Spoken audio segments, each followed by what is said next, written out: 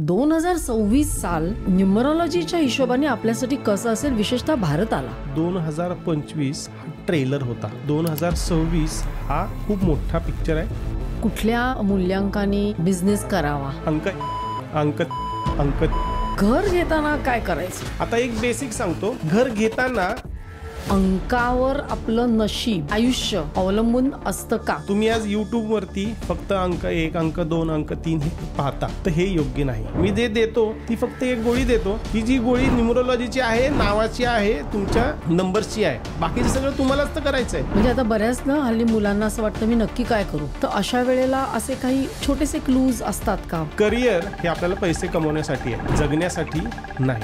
तुम्हाला आनंद ज्या गोष्टीमध्ये मिळेल त्याच्यात करिअर करा, जेणेकरून तुमचं जगणं सोपं होईल. सध्या सर्व रील मध्ये सर्वांना दिसतोय तो अंक 5 की हा सगळ्यात भारी, सगळ्यात फेवरेबल आहे. तर असं नाहीये दादांनो. म्हणजे आता मोबाईल पण घेताना बघायचं. अरे मोबाईल नंबर तर खूप मोठं काम करतो. त्यांना मी सांगितलं की तुम्ही आता इथनं एक्झिट करायचंय, आता फुल टाइम तुम्ही बिझनेस करायचा आहे. त्यांनी 1.5 वर्षामध्ये त्यांचं इन्कम जो आहे हे 400 CRचं आहे. नावावरनं तुम्ही अंक काढता की नावामध्ये काय बघता? याच्यात सगळ्यात महत्वाची मज्जा काय आहे, ही ते चेंज होणं खूप गरजेचं आहे. त्या युनिव्हर्सला हे युनिव्हर्स जर ट्यून होत असेल तरच तुम्हाला रिझल्ट मिळणार आहे. तर मग असल्यात कुठल्या 2 अंकांचं शक्यतो पटतं, कुठल्या 2 अंकांचं पटत नाही? तिथं फक्त गुण पाहिले जातात. ते 2 कॅरेक्टर्स काय आहेत जे दोघं एकमेकांबरोबर ऍडजस्ट करू शकतील का नाही करू शकतील हेही बघणं खूप गरजेचं आहे. तुमच्या आयुष्यामध्ये कुठलीही गोष्ट जर घडतीये तर त्याच्या मागे फक्त एकच गोष्ट नाही. आपण ना असं बऱ्याचदा बघतो ना की मोबाईलवर किंवा घड्याळात असे काही नंबर्स दिसतात ज्याला लोक एंजल नंबर्स म्हणतात. काय त्याचं महत्व आहे? त्या अंकांचं आणि त्यांच्या आयुष्यात पुढे घडणाऱ्या घटनांचं एक रिलेशन असतं. सर्वात महत्वाचं आहे तर ते कर्म. 33% तुमचं कर्म, 33% तुमचं नशीब आणि 33% तुमची. मी पाणी उकळून असं प्या म्हणून सांगितलं की अशी एक महामारी येणार आहे की कोरोना हा ट्रेलर होता. अजून एक महत्वाची गोष्ट, वर्ल्ड वॉर 27च्या मिड मध्ये सुरू होतंय.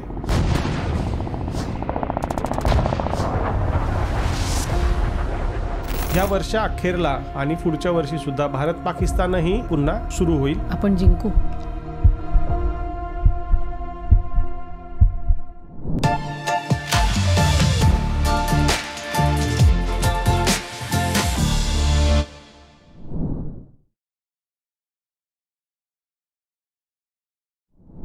नमस्कार पुरुषोत्तमजी, तुमचं सर्व काही मध्ये खूप खूप स्वागत आहे. Thank you very much. आता आपण सुरुवात करताना मला एक असं विचारायचं आहे की तुम्ही न्यूमरोलॉजीचे एक्सपर्ट आहात, तर प्रत्येक अंकाचं किंवा जन्मतारखेचं काहीतरी महत्व आहे. तर माझी जन्मतारीख 9 आहे. तर मला सांगा की 9 या अंकाचं काय महत्व आहे? 9 हा 1 ते 9 अंकांमधला सर्वात शेवटचा अंक आहे, जो आम्ही त्याला म्हणतो की हा बदल घडवतो. कारण 9 नंतर पुन्हा 1 येणार असतो. तर 9 अंकाकडे खूप मोठी जबाबदारी असते. म्हणजे काय, थोडक्यात मॅनेजमेंट स्किल हे खूप उत्तम असतं. त्याचबरोबर हा समाजासाठी खूप मोठं काम करत असतो. कारण आम्ही 9 अंकाला प्रधानमंत्री म्हणतो. मग प्रधानमंत्र्याचं काम काय आहे, सर्वांचं सर्व मॅनेज करायचं. हा ॲज इक्वल ॲज राजाचा असतो. राजाकडे त्याच्यापेक्षा थोडे जास्ती राईट्स असतात आणि त्याच्यापेक्षा त्याच्या खालोखाल जो पूर्ण प्रतिनिधित्व करतो. आज आपण पाहतोय आपल्याकडं प्रधानमंत्री जे आहेत हे देशाचं प्रतिनिधित्व करता आहेत. तर तसंच 9 अंक आहे. तुम्ही तशाच असणार आहात की तुम्ही समाजामध्ये एक प्रतिनिधित्व करत असताल. जसं आपण हा पॉडकास्ट घेतोय तर तुम्ही एक उत्तम वक्ते असता, तुम्ही एक उत्तम मॅनेजर असता की काय केलं गेलं पाहिजे माझ्या आयुष्यात किंवा माझ्या फॅमिलीच्या आयुष्यात किंवा समाजामध्ये काय केलं गेलं पाहिजे ह्याचं तुमच्याकडं स्वतःहूनच एक ज्ञान असतं. त्याच्यावरती जे काही कार्य केलं पाहिजे हे तुम्हाला स्वतःहून कळतं. आता त्यात अजून एक फॅक्टर खूप महत्त्वाचा आहे की फक्त तुमचं 9 नंबरमुळंच हे सगळं घडत नाही. तर हा 9 तुमचा हा मूल्यांक आहे. जसं मी तुमची पूर्ण डेट ऑफ बर्थ पाहिली त्याच्यामध्ये तुमचा भाग्यांक हा 3 आहे आणि तुमचा दैवी अंक हा 7 आहे. बरं. तुमच्या पूर्ण जन्मतारखेमध्ये हे 3 अंक खूप महत्त्वाचा रोल प्ले करतात, जे तुमचं अख्खं आयुष्य प्रिडिक्ट करतात. इन शॉर्टमध्ये जर सांगायला गेलं तर तुम्ही आज यूट्यूबवरती फक्त अंक 1, अंक 2, अंक 3 हे पाहता, तर हे योग्य नाही. त्याच्यामध्ये तुमचा भाग्यांकही तुम्हाला खूप मोठं काही देत असतो, तुमचं दैवी अंकही तुम्हाला खूप काही मोठं देत असतो. आता थोडक्यात मी जर कॉम्बिनेशन म्हणायला गेलो तर तुमचं 9, 3, 7चं कॉम्बिनेशन आहे. मग 9च्याही क्वालिटीज तुमच्याकडे आहेत, 3च्याही क्वालिटीज तुमच्याकडे आहेत आणि 7च्याही क्वालिटीज तुमच्याकडे आहेत. आता 9चं आपण ऐकलं. 3चं काय आहे तर 3 हा गुरु आहे. जसा 9 हा मंगळ आहे तसा 3 हा गुरु आहे. मग तुमच्याकडे सल्ला घेण्यासाठी पण खूप मित्रमैत्रिणी, खूप लोक ही सतत येत राहतील, कारण तुम्ही एक गुरु आहात.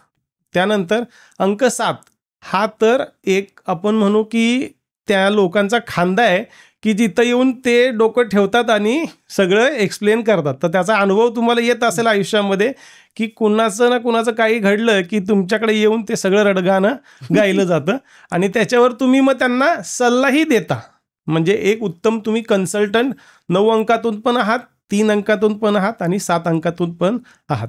मग तुम्ही जे म्हणालात की भाग्यांक आणि मूल्यांक, तर तो कसा काढायचा असतो? मूल्यांक जो आहे हा तुमची जन्मतारीख जी आहे म्हणजे 1 ते 31 याच्यामध्ये कोणताही अंक असू देत, त्याची सिंगल डिजिट येईपर्यंत टोटल करायची. तो मूल्यांक, तो तुमचा मूल्यांक. आणि भाग्यांक म्हणजे काय, तुमची पूर्ण जन्मतारीख जी आहे त्याच्यामध्ये तारीख, महिना आणि वर्ष. वर्षामध्ये बरीच लोक त्याच्यात साल इन्क्लूड करत नाहीत, तर ते सालही इन्क्लूड केलं गेलं पाहिजे, तरच तो प्रॉपर भाग्यांक तुमचा कॅल्क्युलेट होतो. म्हणजे भाग्यांक, मूल्यांक आणि तुमचा दैवी अंक. दैवी अंक, दैवी म्हणजे काय? दैवी अंक हा पहिल्यांदाच ऐकला असेल. तर खूप जण आहेत जी मार्केटमध्ये ज्यांनी युनिव्हर्सल नंबर, कुआ नंबर, अजून अशी बरीच काही नावं दिलेली आहेत आणि त्याला त्यांचे ट्रेडमार्क करून ठेवलेत. मग आम्हाला ते शब्द वापरता येत नाहीत, म्हणून मग मी माझं स्वतःचं ट्रेडमार्क करून त्या अंकाला दैवी अंक. आता त्याला ते दैवी का, तर आता अंक 7 आहे हा तुमचा दैवी अंक मी म्हणतो, हा तुम्हाला सिद्ध करून दाखवतो. आता तुम्ही अध्यात्माशी जोडलेली व्यक्ती आहात, तुम्हाला स्पिरिच्युअलिटी आवडते, तुमच्या आयुष्यामध्ये स्पिरिच्युअलिटी एक खूप महत्त्वाचा फॅक्टर आहे. हा तुमचा दैवी अंक 7 आहे म्हणून असं आहे. मला एक सांगा, पण आता हे वेगवेगळ्या प्रकारचे तुम्ही अंक सांगितले, तर अंकावर आपलं नशीब, आपलं आयुष्य अवलंबून असतं का? म्हणजे बऱ्याचदा तुम्ही सांगितलं त्याप्रमाणे फक्त जन्माची तारीख किंवा पूर्ण वर्ष सुद्धा तुम्ही त्याप्रमाणे कॅल्क्युलेट करता, तर बाकीच्या अंकांचं काय? सर्वच अंकांवरती तुम्ही जर कॅल्क्युलेशन केले तर सिंगल डिजिट येईपर्यंत सगळीकडे कॅल्क्युलेशन केले जातात. जोही अंक कॅल्क्युलेट करता येतो त्याला सिंगल डिजिटवरतीच आणावं लागतं आणि त्यानुसार प्रत्येक अंकानुसार आपण त्याच्या क्वालिटीज जर पाहायला गेलो तर एक शॉर्टमध्ये तुम्हाला मी सगळ्या अंकांच्या क्वालिटीज सांगतो. अंक 1 आहे त्याला सूर्यग्रह आम्ही रिलेट करतो किंवा त्याला कनेक्ट केलं गेलेलं आहे. सूर्य म्हणजे काय, तर राजा, हा घरातला मुखिया. त्याच पद्धतीने ती व्यक्ती समाजात, घरातही वागत असते की त्यांना थोडासा इगो असतो, थोडंसं टाईम पंक्च्युअलिटी आवडते, वेळेवरच झालेलं पाहिजे, किंवा त्यांना इतरांनी त्यांचं ऐकलंच पाहिजे हे थोडंसं असतं. तर ह्या पद्धतीचे नंबर 1ची लोक असतात. अजून खूप क्वालिटीज आहेत, पण मूळतः त्यांच्याकडे पाहिलं तर ह्या गोष्टी तुम्हाला दिसून येतात. अजून एक फेसवरती पण बऱ्याचदा दिसतं, अतिशय स्थिर आणि असं स्ट्रेट त्यांचं नाक तुम्हाला बऱ्याचदा आढळतं. अजूनही बाकीचे कॉम्बिनेशन्स आहेत की ज्याच्यामध्ये त्याच्याबरोबर भाग्यांक काय आहे म्हणून तो घडतो, तर त्या लोकांचं कदाचित नाही दिसणार, पण बऱ्याचदा दिसून येतं. आता हिथं फक्त मूल्यांक मी नाही सांगितला. जो हा अंक 1 आहे हा मूल्यांकात आला असेल तरी असा तो व्यक्ती असू शकेल, भाग्यांकात असेल तरी तो व्यक्ती असा असू शकतो आणि दैवी अंकामध्ये असेल तरी तो व्यक्ती असा असू शकतो. म्हणजे काय, आपण पूर्ण लाईफचा जो आपला स्पॅन आहे, सर्व लाईफच्या स्पॅनमध्ये आपला स्वभाव एकसारखा नसतो. काही कालांतराने आपण बदलत राहतो. तर जसे आपले पिरियड्स बदलतात, म्हणजे काय, तर आम्ही त्याला दशा म्हणतो, अंतर्दशा म्हणतो, सूक्ष्मदशा. तर ह्या दशा न्यूमरोलॉजीमध्ये सुद्धा त्या नंबर्सप्रमाणे तुम्हाला बदलवतात. तर हे सुद्धा खूप महत्त्वाचं आहे. नुसता नंबर माझा मूल्यांक 1 आहे म्हणून माझ्याकडे याच क्वालिटी, अरे भाग्यांकामध्ये पण आहे, दैवी अंकामध्ये पण आहे, इतरही तुमच्या नावाचे व्हायब्रेशन्स आहेत, टोटल नावाचे व्हायब्रेशन्स आहेत. तर हे सगळं सुद्धा खूप महत्त्वाचं आहे. तर अंक 1 आपण पाहिला सूर्य, ज्याच्यामध्ये आपण पाहिलं की हा पंक्च्युअल आहे, टाईम मॅनेजमेंट आहे. इन शॉर्टमध्ये त्याला एक मी उदाहरण देतो. तुम्ही जर पंचांगामध्ये सूर्योदय जर पाहिला, पुढच्या 1 वर्षानंतरचा जरी पाहिला आणि त्या दिवशी पंचांगात लिहिलेली वेळ आणि 1 वर्षानंतर एक्झॅक्ट सूर्य येण्याची वेळ, तर ही सेम आहे. म्हणजे तो काय आहे, पंक्च्युअल आहे फॉर युनिवर्स. सगळ्या युनिवर्ससाठी तो पंक्च्युअल आहे. आता अंक 2 हा चंद्राचा. तर ही लोक खूप इमोशनल असतात. त्यांना म्हणजे काही बोलायला कमी की ते रडायला लागतात, किंवा आपण म्हणू की चंचलता खूप असते यांच्यामध्ये. हे कोणतंही काम करता करता ते विसरून जातात आणि दुसऱ्याच कामाला लागतात. त्यांना इंट्युशन्स असतात, जसं की आपण म्हणतो चंद्र शीतल आहे म्हणून त्यांच्याकडे इंट्युशन्स आहेत, पण हे दुसऱ्यांसाठी आहेत. स्वतःसाठी त्यांना त्याचा जास्ती वापर होत नाही. पण जेव्हा आपण 2 म्हणतो मग त्याच्यामध्ये 20 तारीख 11 तारीख ह्या पण येतात. तर त्यांच्यासाठी हा 2 सेम आहे. आता इथे मी 20 तारीख 29 तारीख 11 तारीख का नाही बोललो, कारण तिथं मग फक्त मूल्यांक रिलेट होईल. मी जसं सुरुवातीला सांगितलं की जर तुमच्या 2 हा अंक मूल्यांकात आहे तरी ही क्वालिटी तुमच्याकडे आहे, भाग्यांकात आहे तरी ही क्वालिटी तुमच्याकडे आहे, आणि दैवी अंकात आहे तरी ही क्वालिटी तुमच्याकडे असणार. ही कमी जास्ती प्रमाणात तुमच्याकडे सापडणार. बऱ्याचदा एखादा व्यक्ती, आपण जर मी उदाहरणात पाहायला गेलो तर अंक 1चा मी आहे, पण मी थोडासा वेंदळ आहे, मी थोडासा विसरभोळा आहे, तर हे मान्य होत नाही. कारण अंक 1 असा नाही आहे, तो तर पंक्च्युअल आहे. पण मग त्याच व्यक्तीचा भाग्यांक 2 आहे म्हणून तो असा आहे, कारण तो फुल द टाइम तसा नाही, पण फॉर द पिरियड काही वेळेस तो तसा होतो. त्याच्या मागं त्याची दशा, अंतर्दशा ह्या सगळ्या गोष्टी सुद्धा रिलेटेबल आहेत. तर अंक 3 हा गुरुचा अंक आहे. ही लोक थोडंसं खाण्यावरती कंट्रोल ठेवत नाहीत, त्यामुळं हे थोडेसे मोठे होतात. सगळेच नाही, जसं मी सांगितलं की कदाचित त्यांची ओबेसिटीच्या मागचं कारण जे आहे तो अंक 3 सुद्धा असू शकतो. बऱ्याचदा आम्ही रत्न सजेस्ट करतो, तर ज्याच्या ग्रीडमध्ये आपल्याला हे दिसतंय की हा अंक 3 वाला आहे आणि याच्यावरती त्याचा ऑलरेडी प्रभाव झाला आहे, तर आम्ही त्याचं रत्न त्यांना परिधान करू देत नाही, कारण त्याने तो नंबर 3 अजून ॲक्टिवेट होईल आणि तो थोडासा अजून मोठा होईल. आता तुम्ही मला सांगा, तुम्हाला पटत नसेल, आजपर्यंत तुम्ही आपल्या घरी येऊन पूजा करणारे गुरुजी कधी तुम्ही पातळसर पाहिलेत का? कारण आपण त्यांना श्रीखंड, पुरी आणि हे सगळं खायला घालतो ना, वरण भात तूप. मग ते सांगायचे की ती व्यक्ती थोडीशी तुम्हाला फॅटी दिसू शकते. आता याच्या मागचं रिअल टेक्निकल रिझन पण आहे. तुम्ही जर पाहिलं तर गुरुग्रह हा साईजनी खूप मोठा आहे, ते पण एक त्याचं टेक्निकल रिझन आहे. प्रत्येक ग्रहामागे टेक्निकल रिझन प्रत्येक नंबरचं रिलेट झालेलं आहे. पण आता एक मजेदार प्रश्न विचारते. 3 नंबरचा तुम्ही म्हणतात जरा जाड असतात आणि त्यांनी तो खडा घालायचा आणि मग नाही घालायचा. हा, मी तुम्हाला ते सांगितलं की आम्ही सर्वांनाच ते रेकमेंड करत नाही. ज्याच्याकडे ती पॉसिबिलिटी दिसते त्याला आम्ही सांगतो की याचं उपरत्न परिधान कर, तो डायरेक्ट रत्न परिधान करू नको. उपरत्न म्हणजे उपरत्नच पण असतात, अपोजिट. त्याचं अपोजिट नाही, त्याच्यापेक्षा कमी थोडासा पॉवरचा. आपण त्यांनी लाईफस्टाईल चेंजेस करायला हवेत ना. लाईफस्टाईल तर ऑब्विस आहे की ते तर चेंज करणं खूप गरजेचंच आहे. पण ज्या व्यक्तीला तो परिधान केल्यानंतर सुद्धा वजन नाही वाढणार, अशांनाच आम्ही रेकमेंड करतो की तुम्ही परिधान करा. हे महत्वाचं आहे. आता त्याच्यामध्ये अंक 3 हा आपण गुरु म्हणतो. तर आपल्या आयुष्यामध्ये गुरुशिवाय आपण कुठेही जाऊ शकत नाही, काही करू शकत नाही. तुमचा भाग्योदय हा गुरुशिवाय होऊ शकत नाही. आता याच्यामध्ये या गुरुकडे ज्ञान खूप आहे, या गुरुकडे इंट्युशन्स खूप आहेत. म्हणजे अंक 3ला सर्वांनी रिलेट करावं की हा अशा पद्धतीचा आहे. याच्याकडे इमॅजिनेशन खूप छान आहे, यांच्याकडे एक्सप्लेन करण्याची कॅपॅसिटी खूप छान आहे, पटवून देण्याची कॅपॅसिटी खूप छान आहे. आता आपण थोडक्यात म्हणू की आपले शिक्षक, आपल्या वेळेस ज्या पद्धतीचे आपल्याला शिक्षक लाभले, आयदर तुम्ही तर खूप माझ्यापेक्षा मोठे आहेत, पण तुम्हाला मला ज्या पद्धतीचे शिक्षक लाभले ते शिक्षक जे आहेत हे अगदी हाडामासाचे शिक्षक होते आणि आपल्याला ती गोष्ट जोपर्यंत कळत नाही तोपर्यंत एक्सप्लेन करत होते. तसेच हे अंक 3 वाली लोक असतात, ज्यांच्या मूल्यांक किंवा भाग्यांक किंवा दैवी अंकामध्ये हा अंक 3 आहे, या लोकांकडे ही क्वालिटी असते. आता त्याचबरोबर आपण बघू अंक 4. अंक 4 हा राहूचा आहे. राहू केतूची स्टोरी तुम्हाला साधारण माहिती असेल की वरचं डोकं जे आहे हा राहू आहे. तर राहू हा खुरापती आहे, पण जर पाहायला गेलं तर त्याच्याकडे नॉलेज खूप आहे, कारण हार्ड डिस्क, प्रोसेसर सगळा इथे त्याच्याकडे आलेला आहे. तर मग त्याच्याकडे नवीन नवीन आयडियाज खूप असतात. त्या इम्प्लिमेंट होतात की नाही होतात हा नंतरचा भाग आहे, कारण त्याच्याकडे इम्प्लिमेंट करायला केतू जर असेल तर मग ते इमिजिएटली एक्झिक्यूट होतं, अदरवाईज ते आयडिया म्हणून आयडियाच राहतात. तर हे बऱ्याच जणांच्या बाबतीत घडत असेल. यांच्या बाबतीत अजून एक गोष्ट सांगायचं झालं तर यांच्याकडं छुपे दुश्मन खूप असतात, कारण हा ग्रहच छायाग्रह आहे. हा डायरेक्टली कोणाला दिसत नाही.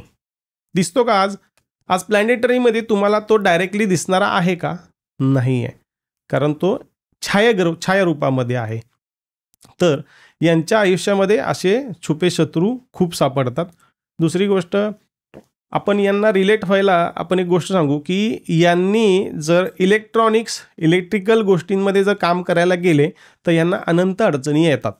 म्हणजे काय, थोडक्यात एखाद्याच्या ग्रीडमधला 4 नंबर जर डिस्टर्ब असेल, त्याची दशा चालू असेल, तर तो कोणतीही गोष्ट करायला गेला की त्याच्यामध्ये काही ना काही अडचणी येतात.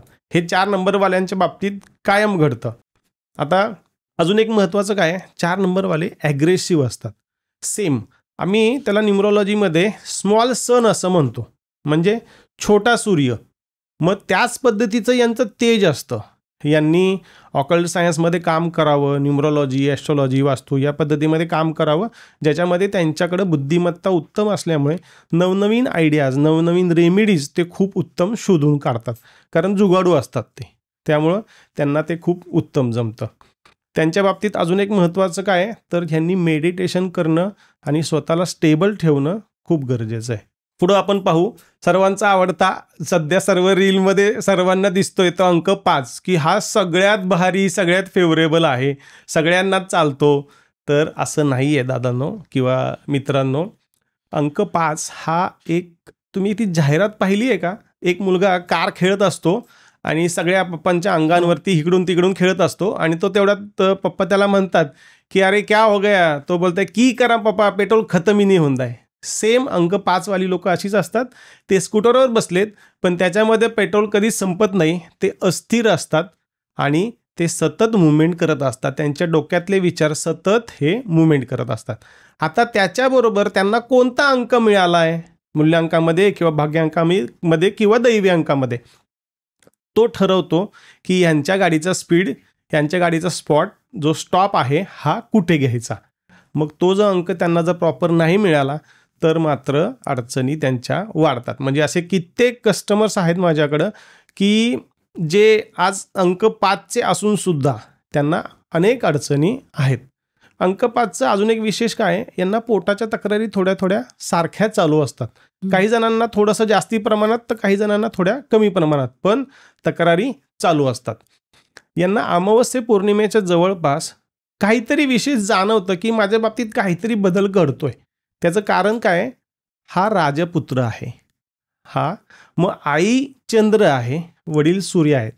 तर जेव्हा अमावस्या पौर्णिमा होते त्यावेळेस आई जवळ लांब हे जे रिलेशन आहे हे त्यांच्या बाबतीत त्यांना लगेच जाणून येतं की काहीतरी घडतंय.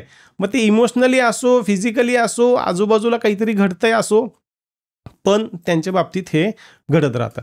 आता नंबर 5 तुम्ही जर पाहिलं तर मी सांगितलं राजपुत्र, मग हा साईजनी सर्वात छोटा ग्रह पण आहे. मग हा थोडा नटखट आहे. मी जसं मगाशी सांगितलं की तो चंचल आहे, अस्थिर आहे. तर तसाच आहे की हा बडबड आहे, खूप बोलका आहे. हा अतिशय चतुर आहे की स्वतःचं काम कसं काढून घ्यायचं, कम्युनिकेशनमध्ये यांचं स्किल खूप उत्तम आहे. तर हा मार्केटिंगमधला नंबर आहे, सेल्स आणि मार्केटिंगचा नंबर आहे, की आपण म्हणतो की माती पण सोनं म्हणून विकू शकतो. तो तर अंक 5 वाला असतो, जो माती पण सोनं म्हणून विकू शकतो. पटवून देण्यामध्ये अतिशय सराईत असतात. पुढचा अंक 6. अंक 6ची लोक थोडीशी ग्लॅमरवाली असतात, तुमच्या फील्डवाले असतात असं म्हणू आपण, की सोशल मीडियाची ती लोक थोडक्यात आहेत. जिथे ग्लॅमर आहे, जिथं प्रसिद्धी आहे, जिथं ब्रँड्स आहेत, जिथे शोशा खूप मोठा आहे, किंवा आपण म्हणू की आजच्या डेटला सोशल मीडिया ह्याचं थोडंसं स्वरूप बदललं आहे. तर तिथे तुम्ही जर पाहायला गेलं तर हा 6 नंबर हा एका दैत्यांचा गुरुचा पण आहे.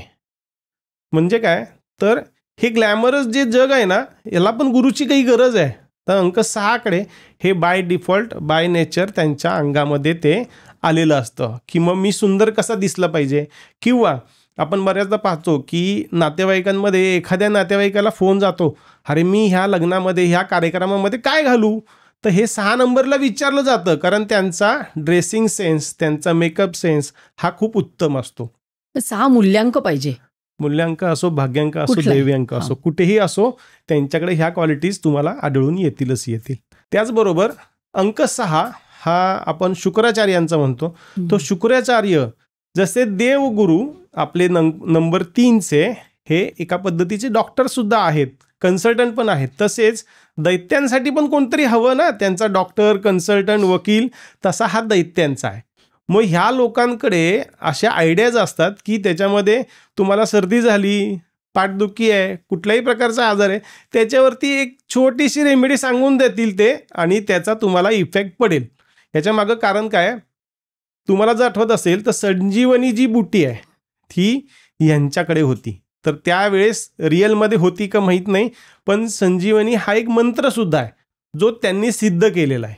तर तोही त्यांच्याकडे होता. त्यामुळं आजारपणावरती जर औषध हवं आहे तर 6 नंबरच्या व्यक्तीला फोन करा, ती सांगेल ते करा, तुम्हाला इमिजिएट रिझल्ट मिळून जाईल. म्हणजे डॉक्टरचं मूल्यांक बघायला हवा आता, की या डॉक्टरकडे गेलं की आपल्याला रिझल्ट येईल का.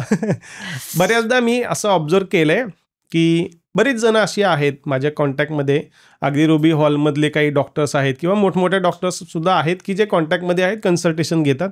त्या डॉक्टर्सचे रिझल्ट येतात ते अंक 3चे, अंक 6चे, अंक 7चे, हे त्यांच्यामध्ये कुठं ना कुठे इम्पॅक्ट झालेले आहेत, ज्यांचे रिझल्ट खूप उत्तम येतात. म्हणजे बाकीच्यांचे येत नाहीत असं नाही, अभ्यास सर्वांचा असतो, पण त्यांचा एक वेगळा टच असतो की आपण म्हणतो ना की तो नंबर आहे, म्हणजे त्यांच्या रक्तातच ते थोडंसं आहे, तर त्याचा इफेक्ट लगेच पडतो. इथं एक मला विषय थोडासा सांगायचा झाला तर मी म्हणेल की कुठल्या डॉक्टरचा तुम्हाला गुण येतो, तर जो डॉक्टर तुमच्याशी छान कम्युनिकेट करतो.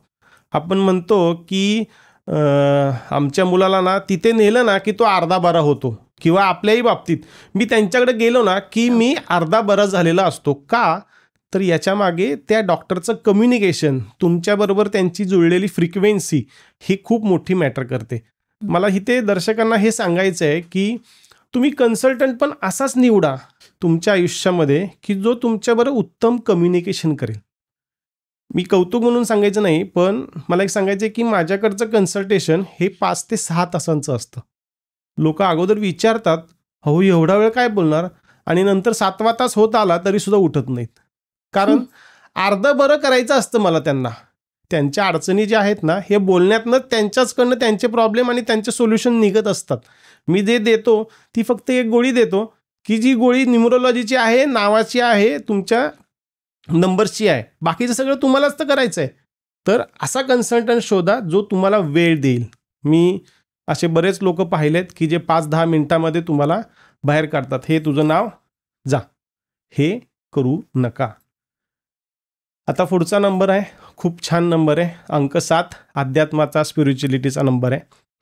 अंक 7ची लोक मगाशी जसं सांगितलं तसं त्यांच्या खांदे फक्त लोकांच्या रडण्यासाठीच असतात, पण हे त्या प्रवाहामध्ये स्वतःला काहीतरी करायचं आहे, स्वतःचं पण काही अस्तित्व आहे हे विसरून जातात आणि त्याच्यामध्ये वाहून जातात.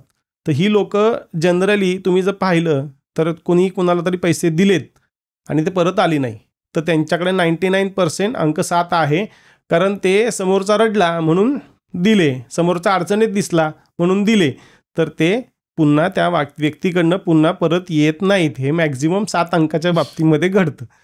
त्याचबरोबर ही लोक अध्यात्मामध्ये खूप पटकन साध्यता मिळू शकतात. आपण म्हणतो मुक्तीचा अंक आहे, तर ती व्यक्ती जर अध्यात्माला धरून चालत असेल तर त्यांच्यासाठी मुक्ती खूप मोठी आहे. कारण शेवटी आपण कर्मभूमीवरती आलो आहे, तिथं कर्म करून झाल्यानंतर मुक्तीचं प्रस्थानच आपल्याला खूप महत्त्वाचं आहे. तर त्याला अंक 7 हा खूप मोठा जबाबदार आहे. अंक 7ची अजून एक क्वालिटी सांगतो की हे समोरच्याच्या मनात काय चाललंय हे पटकन ओळखू शकतात, त्याला काय हवंय हे त्याला पटकन ओळखू शकतात. त्याचबरोबर अंक 7च्या लोकांकडं क्रिएटिव्हिटी खूप उत्तम असते. म्हणजे आपण जर पाहिलं तर आपल्या आजूबाजूला जे असणारे कलाकार आहेत, विविध विषयांमधले कलाकार आहेत, त्याला पेंटिंग म्हणू किंवा अजून कोणकोणतेही विषय असो, त्यांच्याकडे ही कला खूप उत्तम असते. त्यांच्यात आपण म्हणतो जन्मजात ते खूप उत्तम प्रकारे खूप मोठे क्लासेस न करता किंवा खूप मोठे कोर्सेस न करता खूप इझिली साध्य करू शकतात ते. इनफॅक्ट घरामध्ये गृहिणीसुद्धा अशा असतील की ज्या अंक 7च्या असतील, त्यांच्या हातचा स्वयंपाक हा बोटं चाखायला लावणाराच असतो. हे बऱ्याचदा अनुभवलं आहे मी. आता त्याच्याचबरोबर आपण बघू अंक 8. मी स्वतः अंक 8चा आहे. मार्केटमध्ये लोक 4 नंबर 8 नंबरला खूप घाबरवतात, तर असं काही नाही मित्रांनो. अंक 8 हा जजचा अंक आहे. त्याला जजमेंट आहे की कुठे चूक चाललंय, कुठे आपलं बरोबर चाललंय. अन्याय जर कुठं होत असेल तर त्याला सहन होत नाही, म्हणून ह्यांना थोडंसं लोक अवॉइड करतात. कारण हा इमिजिएटली लगेच बोलून मोकळा होतो, याच्यावरती अन्याय होतोय किंवा माझ्यावरती अन्याय होतोय, म्हणून लोक त्यांना थोडंसं मुफट म्हणून सुद्धा म्हणवलं जातं. पण यांच्याकडं चिकाटी, जिद्द आणि करण्याचं साहस, कॉन्फिडन्स लेवल खूप अप्रतिम असते. अजून एक गोष्ट की खूप लोक सांगतात की 40 नंतरच सर्व प्राप्त होतं या अंकांना. असं काही नाही आहे. तुम्ही जर स्वतः जास्त कष्ट घेण्यासाठी तयार असताल तर तुम्हाला लवकरही प्राप्त होऊ शकतं. इतर अंकांच्या कम्पॅरेटिव्ह अंक 4 आणि 8ला थोडंसं जास्ती मेहनत करावी लागते, बिकॉज ते थोडंसं डायमंड क्वालिटीचे आहेत. मग डायमंडला थोडंसं जास्ती घासलं तरच तो चमकणार आहे. त्यामुळं थोडंसं जास्ती घासलं, थोडंसं जास्ती मेहनत घेतली तर तुम्हाला सहज सर्व प्राप्त होऊ शकतं. 8 अंकाच्या बाबतीत असं अजून एक सांगेल की यांना परफेक्शन खूप आवडतं. यांना प्रत्येक गोष्ट परफेक्ट असावी. माझ्या बाबतीत अशीच असावी, दुसऱ्याच्या बाबतीत अशीच असावी, खाईल तर तुपाशी नाही तर उपाशी, अशाही पद्धतीचे थोडेसे ते असतात काही काळ. त्यानंतर आपण म्हणू आता अंक 9. तुमचं मगाशी सांगितलं त्या पद्धतीने यांच्याकडे मॅनेजमेंट खूप उत्तम असतं. थोडंसं ॲग्रेशन जास्ती असतं, रागावर बऱ्याचदा कंट्रोल येत नाही. तर माझा भाग्यांक 9 आहे. पण मेडिटेशन जर केलं, अध्यात्माची जोड जर घेतली तर त्यावर कंट्रोल तुम्हाला करता येतो. 9 अंक आम्ही त्याला बॅलन्स शीट पण नंबर म्हणतो, कारण तो सगळ्या गोष्टी कन्क्लूड करतो. सगळ्या गोष्टीचं ॲडमिनिस्ट्रेशनचं बेसिकली तो एक फॅक्टर की तो त्याला हवाच आहे, तर तो कन्क्लूड करतो.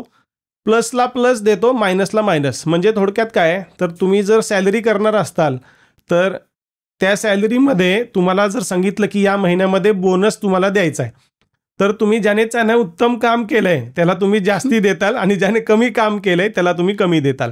हे 8चा गुण 9मध्ये सुद्धा आहे.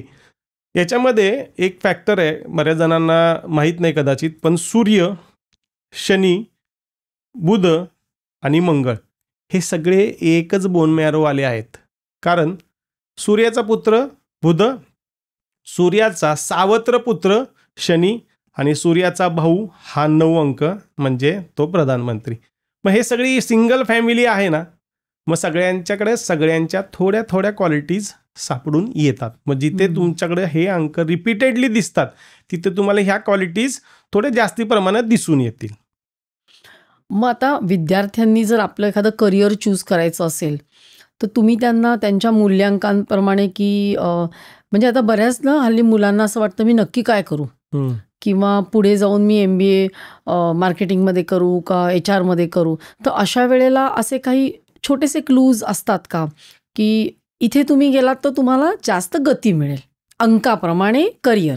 येस, मी ऑन अन ॲव्हरेज महिन्याला 10 ते 12 माझ्याकडं पालक येतात, विद्यार्थी येतात, ज्यांना हे प्रश्न पडलेले असतात की नक्की कशात करिअर करू देत, पुढं काय जाणार आहे. तर जनरली सगळे जे जातात हे मार्केटचा ट्रेंड काय आहे त्या पद्धतीने जातात. पण होतं काय, काहींच्या बाबतीत असं होतं की मार्केटचा ट्रेंड हा ठराविक पिरियडसाठीचा असतो, पण मग त्यानंतर काय, तर आम्ही जेव्हा कॅल्क्युलेट करतो तर त्याच्यामध्ये आम्ही मेजर 3 फॅक्टर पाहतो. पहिले, त्याचं जन्माचं तत्त्व काय आहे, जे आम्ही अंकशास्त्रानुसार कॅल्क्युलेट करतो. जलतत्व आहे, अग्नितत्व आहे, वायुतत्व आहे, पृथ्वीतत्व आहे.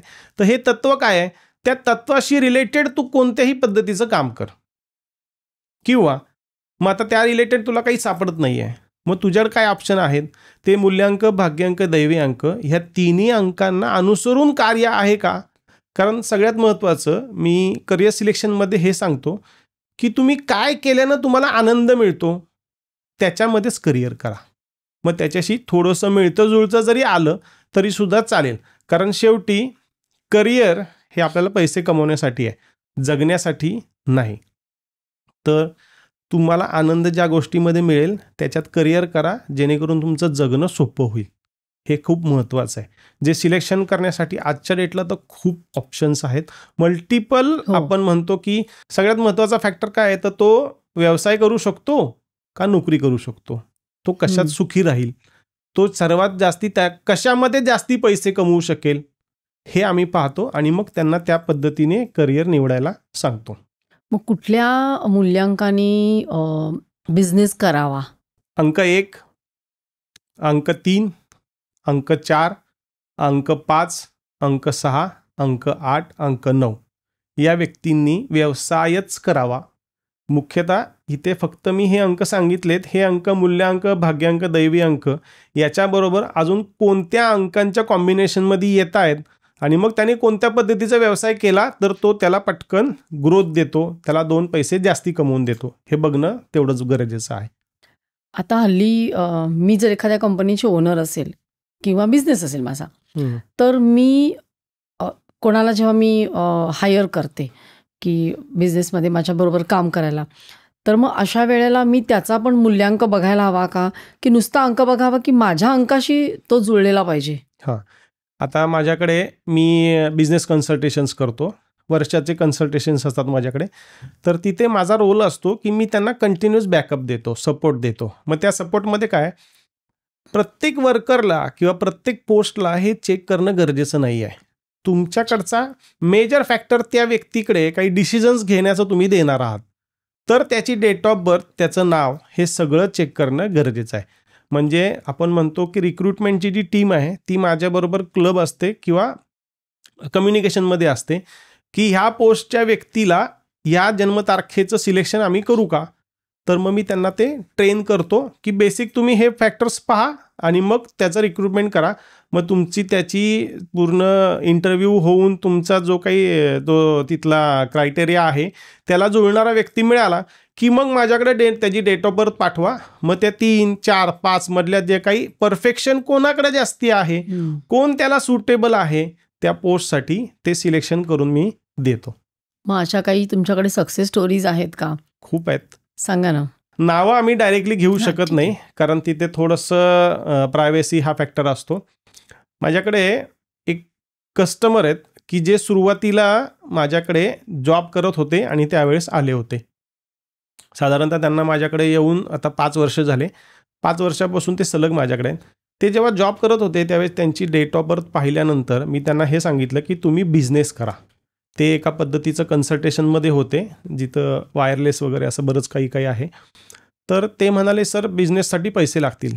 म्हणलं तुम्ही जर ठरवलं तुम्हाला करायचं आहे तर तुम्हाला पैसे उभे राहतील, कारण तुम्ही बेसिकली आहात कन्सल्टेशनमध्ये, तर तुम्हाला खूप मोठं काही फंडिंग नाही गरजेचं. नंबर काय होता त्यांचा, मूल्यांक? 9 तारखेचे होते. 9 तारखेचे. तर ते जॉबही खूप छान करत होते. बेसिकली त्यांना मी सांगताना सांगितलं होतं की तुम्ही कधी एक्झिट करायचे जॉबमधनं आणि 100% तुम्ही ह्याला वेळ द्यायचा आहे. तर साधारणतः 1.5 वर्षानंतर त्यांना मी सांगितलं की तुम्ही आता इथनं एक्झिट करायचं आहे, आता फुल टाईम तुम्ही बिझनेस करायचा आहे.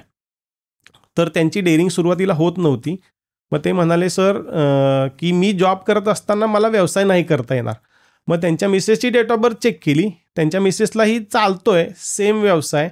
मग ह्या दोघांनी पार्टनरशिपमध्ये केलं तर चालेल का, कारण शेवटी काय ती व्यक्ती समोर फेस करणार होती. मग त्यांचंही नाव कुठंतरी फर्ममध्ये आलं पाहिजे. मग आम्ही काय केलं, त्यांच्या मिसेसला डायरेक्टर केलं आणि सरांना त्या कंपनीचं CEO केलं, जेणेकरून त्यांना तिकडेही जॉब कंटिन्यू करता आला आणि इथेही जॉब कंटिन्यू करता आला. कारण इथे ते as a CEO, as a consultant म्हणून त्यांना CEO आपण इथं अपॉइंट केलं होतं. त्यांनी 1.5 वर्षामध्ये जे सगळे प्रोजेक्ट्स कंप्लीट केले स्वतःचे, त्याच्यामध्ये त्यांचं इन्कम जो आहे हे 400 CRचं आहे. कितीचं आहे? 400 CR आहे. म्हणजे आम्ही त्यांचं बिझनेस कन्सल्टेशन करताना त्यांच्या व्यवसायाचं ब्रँड नेम, त्यांच्या व्यवसायाचं नाव, त्यांचा लोगो, त्यांच्या ऑफिसचं लोकेशन कुठं असलं पाहिजे, आम्ही त्याला कॅट म्हणतो, म्हणजे कर्मा अलाइनमेंट टेक्निकनुसार त्यांनी ऑफिस कुठं घेतलं पाहिजे, त्याच्या पाणी जवळ हवं का डोंगर जवळ हवा का अजून इतर काही गोष्टी हव्या, एवढं मायन्यूट जेव्हा पाहिलं गेलं तर आज त्यांचं लास्ट इयरचं जे टर्नओव्हर आहे हा 600 करोडचा टर्नओव्हर त्यांचा लास्ट इयरचा आहे. म्हणजे आज ती व्यक्ती पुढच्या 2 वर्षांमध्ये त्यांची रॉल्स रॉयस बुक केलेली आहे, ती येऊन जाईल. त्यांचं बुकिंग खूप पेंडिंग आहे सध्या, त्यामुळं त्यांना थोडासा वेळ लागेल. पण अशा खूप स्टोरीज आहेत माझ्याकडं की जे व्यक्ती व्यवसाय करत होते, बिझनेस जॉब करत होते आणि आज ते व्यवसायाकडे वळवले बेसिकली की तुम्ही डेअरिंग करा, तुम्ही सक्सेस मिळवू शकता. आणि पर्टिक्युलरली त्या फील्डमध्ये त्यांना मिळण्यासाठी आपण अजूनही खूप साऱ्या काही रेमेडीज देतो ज्यांनी त्यांना अजून सोपं जातं. आता मला तुम्ही मध्ये म्हणालात की आम्ही नाव पण बघतो, मग नावावरनं तुम्ही अंक काढता की नावामध्ये काय बघता? मजेची गोष्ट आहे की न्यूमरोलॉजीची खरी व्याख्या लोकांना माहितीच नाही. न्यूमरोलॉजीची खरी व्याख्या काय आहे तर तुमच्या जन्मतारखेला तुमचं नाव सिंक्रोनाइज करणं, जुळवणं, याला न्यूमरोलॉजी म्हणतात. त्याच्यामध्ये लोक जे आज सांगतायत की तुमचा नंबर हा, तुमचा लकी नंबर तो, तुमचा लकी नंबर तो, तुम्ही दिवसभरामध्ये किती वेळा किती गोष्टींसाठी तुमचा नंबर पाहताल? मग तुमच्या डेट ऑफ बर्थला जर तुमचं नाव सिंक्रोनाइज केलं तर संपलं ना, बस.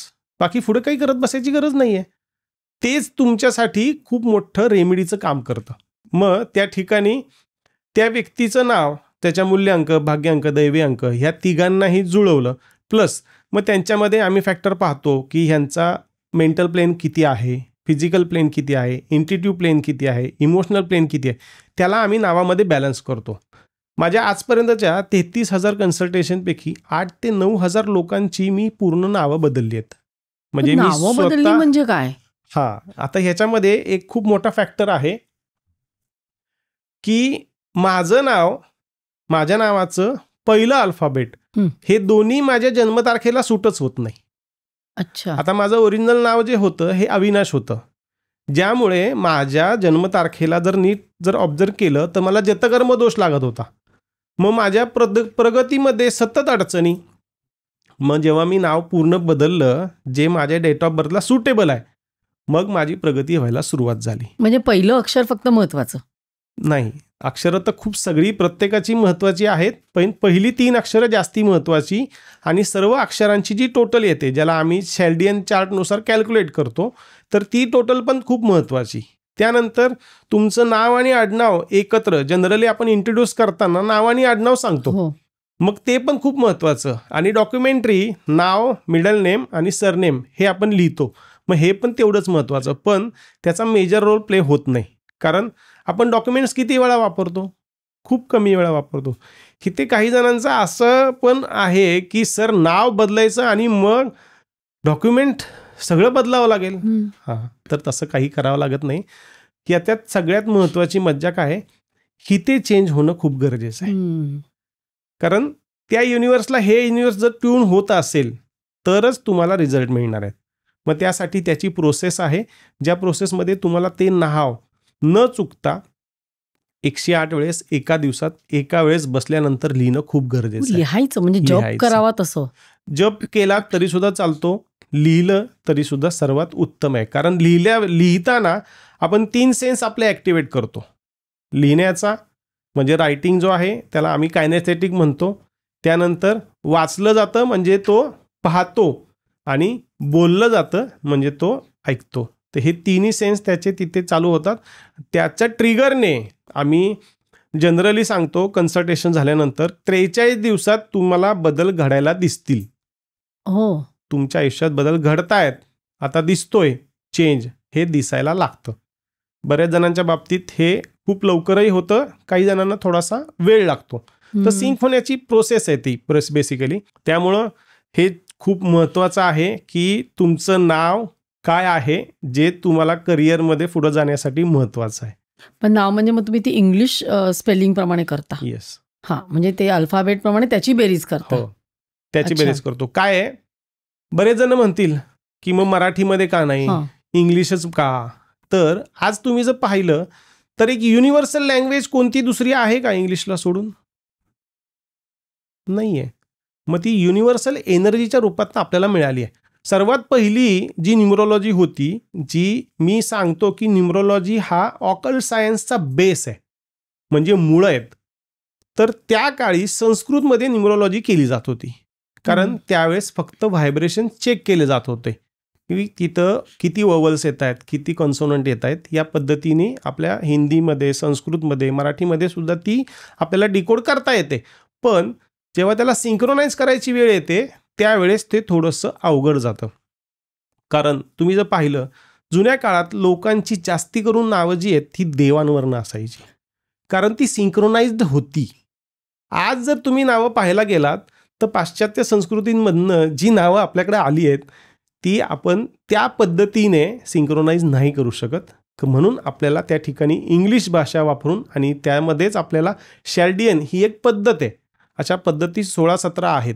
त्या कोणत्या पद्धतीने आपल्याला उत्तम रिझल्ट मिळत आहेत, तर आज वर्ल्ड वाईड 95% लोक शॅल्डियन पद्धतच वापरता आहेत आणि ज्याची रिझल्टही उत्तम आहेत. मी सुद्धा सुरुवातीला पायथागोरियन, शॅल्डियन, किरो सगळ्या पद्धती वापरून पाहिल्या, पण जे शॅल्डियननी आपल्याला आपल्या पद्धतीची, आपल्याकडची नावं सिंक्रोनाइज करायला मदत होते किंवा सोपं जातं, ते आपल्याला रिझल्ट उत्तम देतं.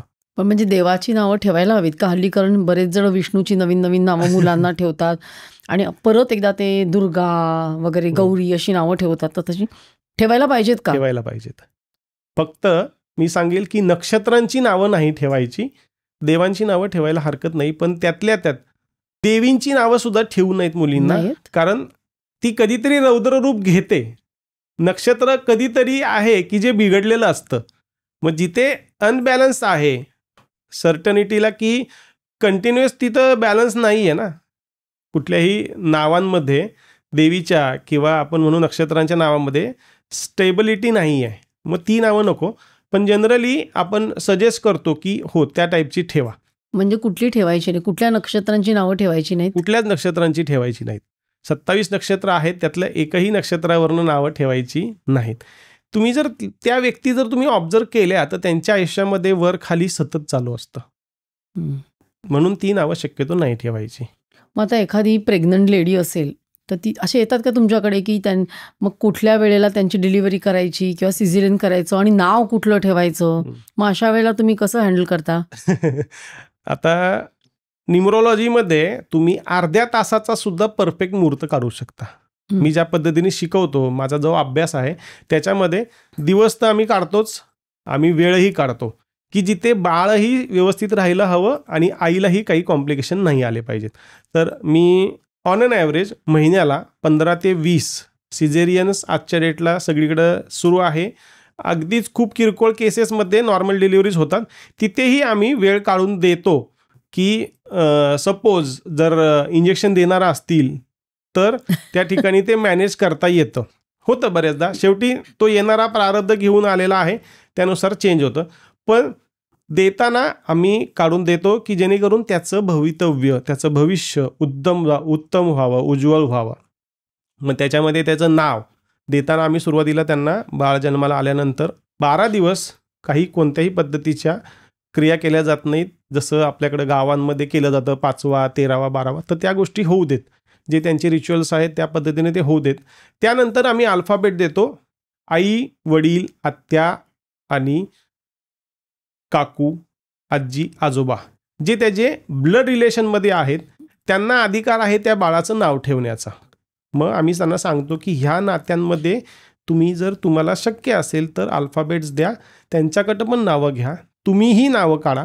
जे नाव विदाऊट चेंज म्हणजे काय, तर एखादा अल्फाबेट कमी करणं किंवा जास्ती करणं न करता जर त्याला चांगलं सिंक्रोनाइज होत असेल, त्याचं पहिलं अल्फाबेट त्याच्या डेट ऑफ बर्थनुसार येत असेल तर आम्ही तुम्हाला ते सिंक्रोनाइज करून देऊ. पण येताना या नात्यांमधनं आलं पाहिजे. मैत्रिणीकडनं घेतायत, कोणतरी लांबचा आहे त्याच्याकडनं घेऊयात, तो खूप हुशार आहे त्याच्याकडनं चांगली नावं येतील, नका करू, तो अधिकार नाही त्यांना. पण नाव बदलता म्हणजे मग हल्ली मी बघतो ना आपण AA, KK वगैरे असं करता का तुम्ही? कसं आहे, प्रत्येकाच्या बाबतीत ती गोष्ट सेम नाही. जर त्याच्यामध्ये प्रोनाऊन्सिएशनमध्ये जर काही चेंज होणार नसेल, आता माझं पुरुषोत्तम PURUSHOTTAM, याच्यामध्ये माझ्या प्रोनाऊन्सिएशनमध्ये काय बदल घडला? काहीच घडलं नाही. याच ठिकाणी मला जसं गरज होती तसं मी पहिले चेंज केलं तर PURRSHOTAM इथंही मोठा बदल घडतोय का? नाही घडत आहे. जिथे हे असं होतंय तेच आम्ही नाव रिकमेंड करतो. जिथे काही लोक काहीच्या काही अगदीच विचित्र करतात की ज्याचं प्रोनाऊन्सिएशन खूप विचित्र होतं. कारण याच्यामध्ये सर्वात मोठा फॅक्टर जो आहे ना हा ध्वनीचा आहे, ज्याला आपण म्हणतो की व्हायब्रेशन्स हे ध्वनीमधून येतात. तर मग तिथे जर मोठा चेंज येत असेल तर मग तुम्हाला समोरचा व्यक्ती त्या चेंजने तुम्हाला आवाज देईल का? नाही देणार. मग त्याचा इम्पॅक्ट येईल का? नाही येणार. मग तिथे प्रोनाऊन्सिएशनमध्ये मेजर चेंज होत असेल तर मी सरळ सांगतो तुम्हाला नाव बदलणं गरजेचं आहे. कारण तो चेंज तुम्हाला 10 लोक जर चुकीच्या प्रोनाऊन्सिएशननी जर तुम्हाला पुकारणार असतील तर ते तुम्हालाही आवडणार नाही आणि कदाचित त्याचा रिझल्टही चांगला येणार नाही. आता लग्नाची पण अशी तारखेची वेळ अशी तुम्ही देता का? आणि असं काय आहेत का केसेस तुमच्याकडे की लोक आले आणि ॲक्च्युली तुम्ही अशी या वेळेला असं या तारखेला या वेळेला या मुहूर्तावर लग्न करा? नाही, एवढं पर्टिक्युलरली मुहूर्तावरती सांगितलं जात नाही, पण एक तास दिला जातो. एवढ्या तासामध्ये तुम्ही उरकून घ्या.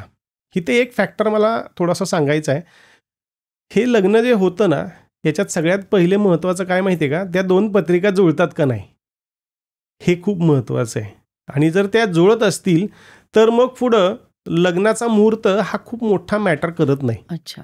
आता मी काही अभ्यासले आहेत की 1000-2000 पत्रिका मी अभ्यासल्या आहेत की ज्या ॲस्ट्रॉलॉजिकली मुहूर्त काढलाय, दोघांचे पत्रिका जुळलेल्या आहेत किंवा आपण म्हणजे गुणमिलन असतं ते जुळलेलं आहे.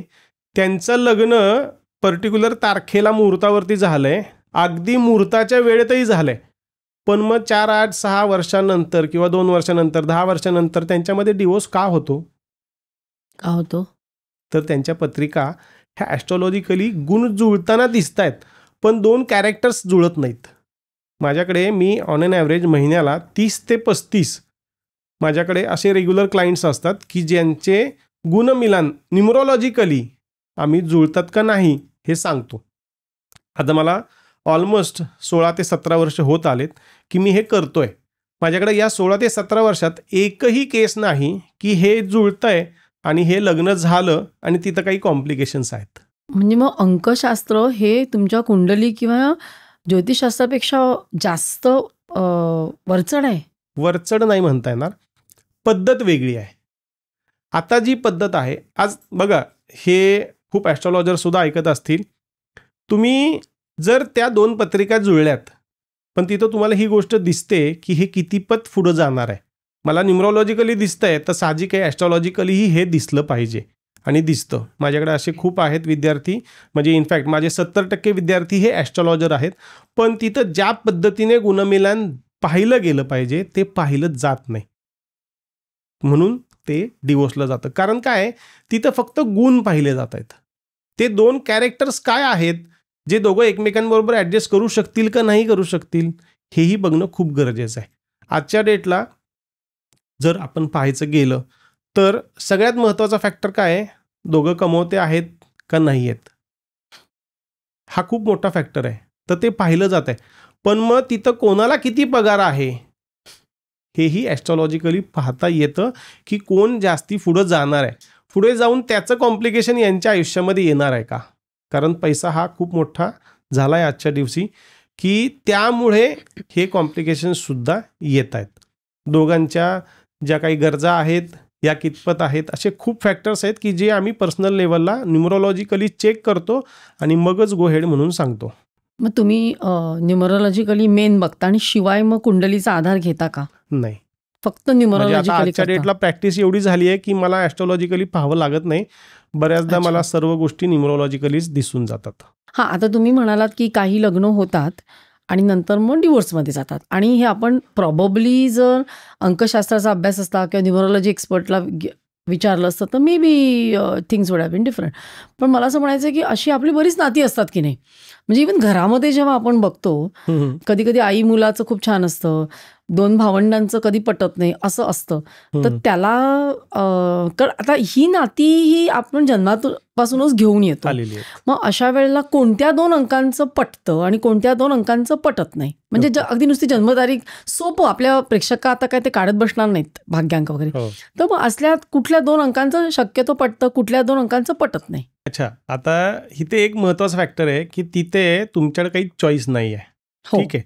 पण माझ्याकडे अशा केसेस आहेत की जिथे ही रिलेशनशिपमुळे किंवा आपण म्हणू की सून आणि सासू यांच्या दोघींच्या कम्युनिकेशनमध्ये आम्ही एक ऑप्शन दिलं की सासूबाई तुम्ही तिला या नावाने आवाज द्या, तुमच्यातले क्लॅशेस कमी होतील, आणि सूनबाई तुम्ही आईंना या नावाने आवाज द्या, तुमच्यातले क्लॅशेस कमी होतील.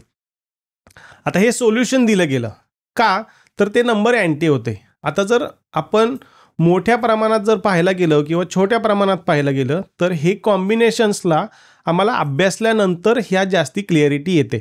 पण मोठं जर पाहायला गेलं तर 1 अंक 8 अंक ह्या दोघांमध्ये क्लॅशेस आहे. ठीक आहे. 2 अंक 8 अंक याच्यामध्ये क्लॅशेस आहेत. 1 अंक 6 अंक याच्यामध्ये क्लॅशेस आहेत. म्हणजे इथे अगदी 36 आकडे जे आहेत ते मी सांगितले. 2 अंकाबरोबर 4 अंकाचं 8 अंकाचं क्लॅशेस आहेत.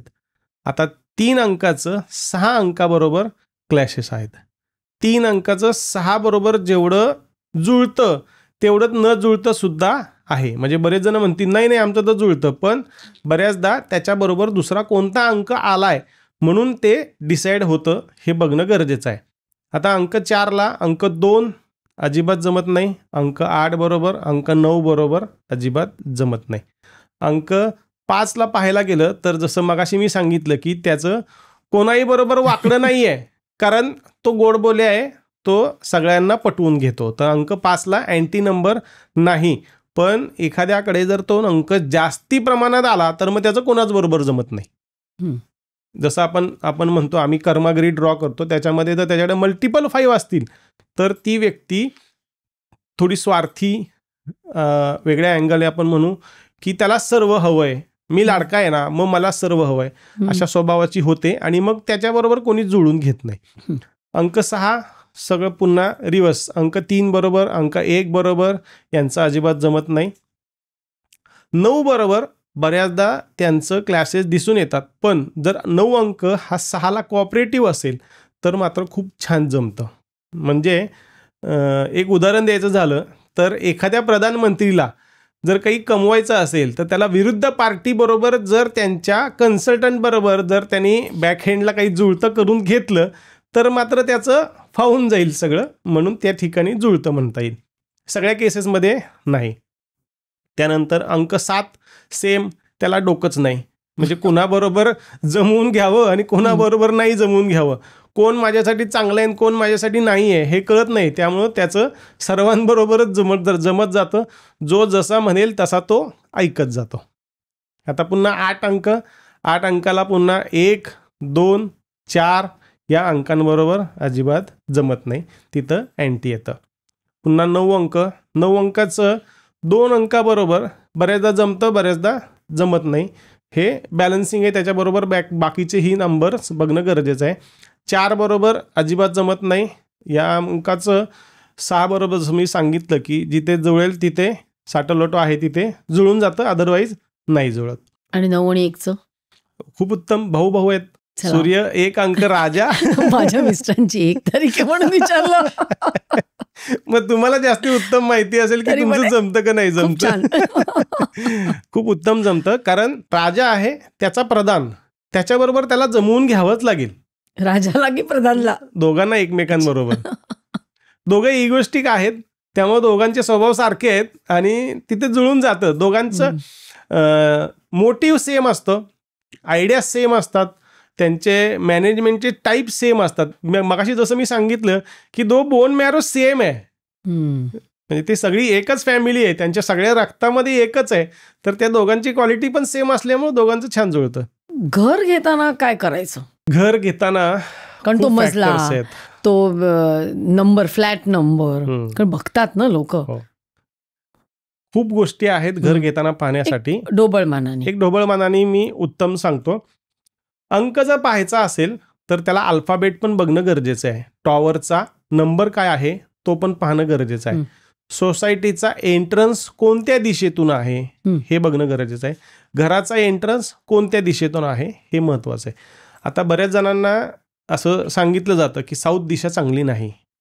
मी ग्रो झालो तर साऊथ एंट्रन्स असलेल्या घरामध्येच, कारण माझा भाग्यांक 9 आहे. मग साऊथ सर्वांना खराब आहे का? नाही.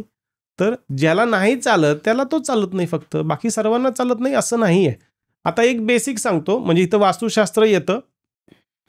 घर घेताना एंट्रन्स म्हणजे तुमचा चेहरा आहे. मग तुम्ही चेहरा पाहता ना, मग एंट्रन्स पाहता. मग आपलं शरीर इमेजिन करायचं त्या घरामध्ये. मग एंटर केल्यानंतर आपलं पहिले हॉल येतो, हॉल बरोबर शेजारी किचन येतं. मग साऊथ ईस्ट डायरेक्शनमध्ये जरी तुमचं किचन येत नसलं तरी तुमचा जठराग्नी जो आहे, तुम्ही जे अन्न खाता तो पुढं जाऊन जठराग्नी जो आहे तो पचवतो, म्हणजे तुमचं किचन आहे. जे या भागामध्ये म्हणजे घराच्या हा पोर्शनमध्ये कुठंतरी ते असलं पाहिजे. त्यानंतर पुढं जाऊन तुमची स्पेस, घरामध्ये खूप क्लटर पडलं आहे, खूप काही साठवून ठेवलं आहे, 2 वर्षांनी वापरता येईल, 4 वर्षांनी वापरता येईल, ते सगळं काढा. कारण ती घाण शरीरामध्ये सुद्धा तशीच जर तुम्ही ठेवली तर तुमचं शरीर आज न उद्या आजारी पडणार आहे, म्हणजे आयुष्यात तुमच्या अडचणी येणार आहेत. त्यामुळे स्टोरेज, अनवॉन्टेड क्लटर सगळं काढून टाका. ती तुमची स्पेस आहे घरातली, मग ती क्लीन अँड नीट सगळी असली पाहिजे. म्हणजे काय, तर तुमची आतडी सगळं शोषून घेतात आणि तुमच्या सर्व शरीराला पोहोचवतात. मग याची जागा कुठं आहे, तर सेंटरला आहे. म्हणजे तुमचं ब्रह्मस्थान क्लीन अँड नीट स्वच्छ असलं पाहिजे. त्यानंतर काय, तर आपण स्टूल पास करतो, म्हणजे तुमचं टॉयलेट. तर हे टॉयलेट कुठलाही प्राणी, ह्या पृथ्वीवरचा 84 लाख योन्यांमधला कुठलाही प्राणी घ्या, ज्याचं हे सर्व एका लाईनमध्ये नाही आहे का? सर्वांचं एका लाईनमध्येच आहे. म्हणजे काय, तुमच्या शरीरामध्ये टॉयलेट हिते किंवा हिते कुठं आहे का? या भागात नाही आहे.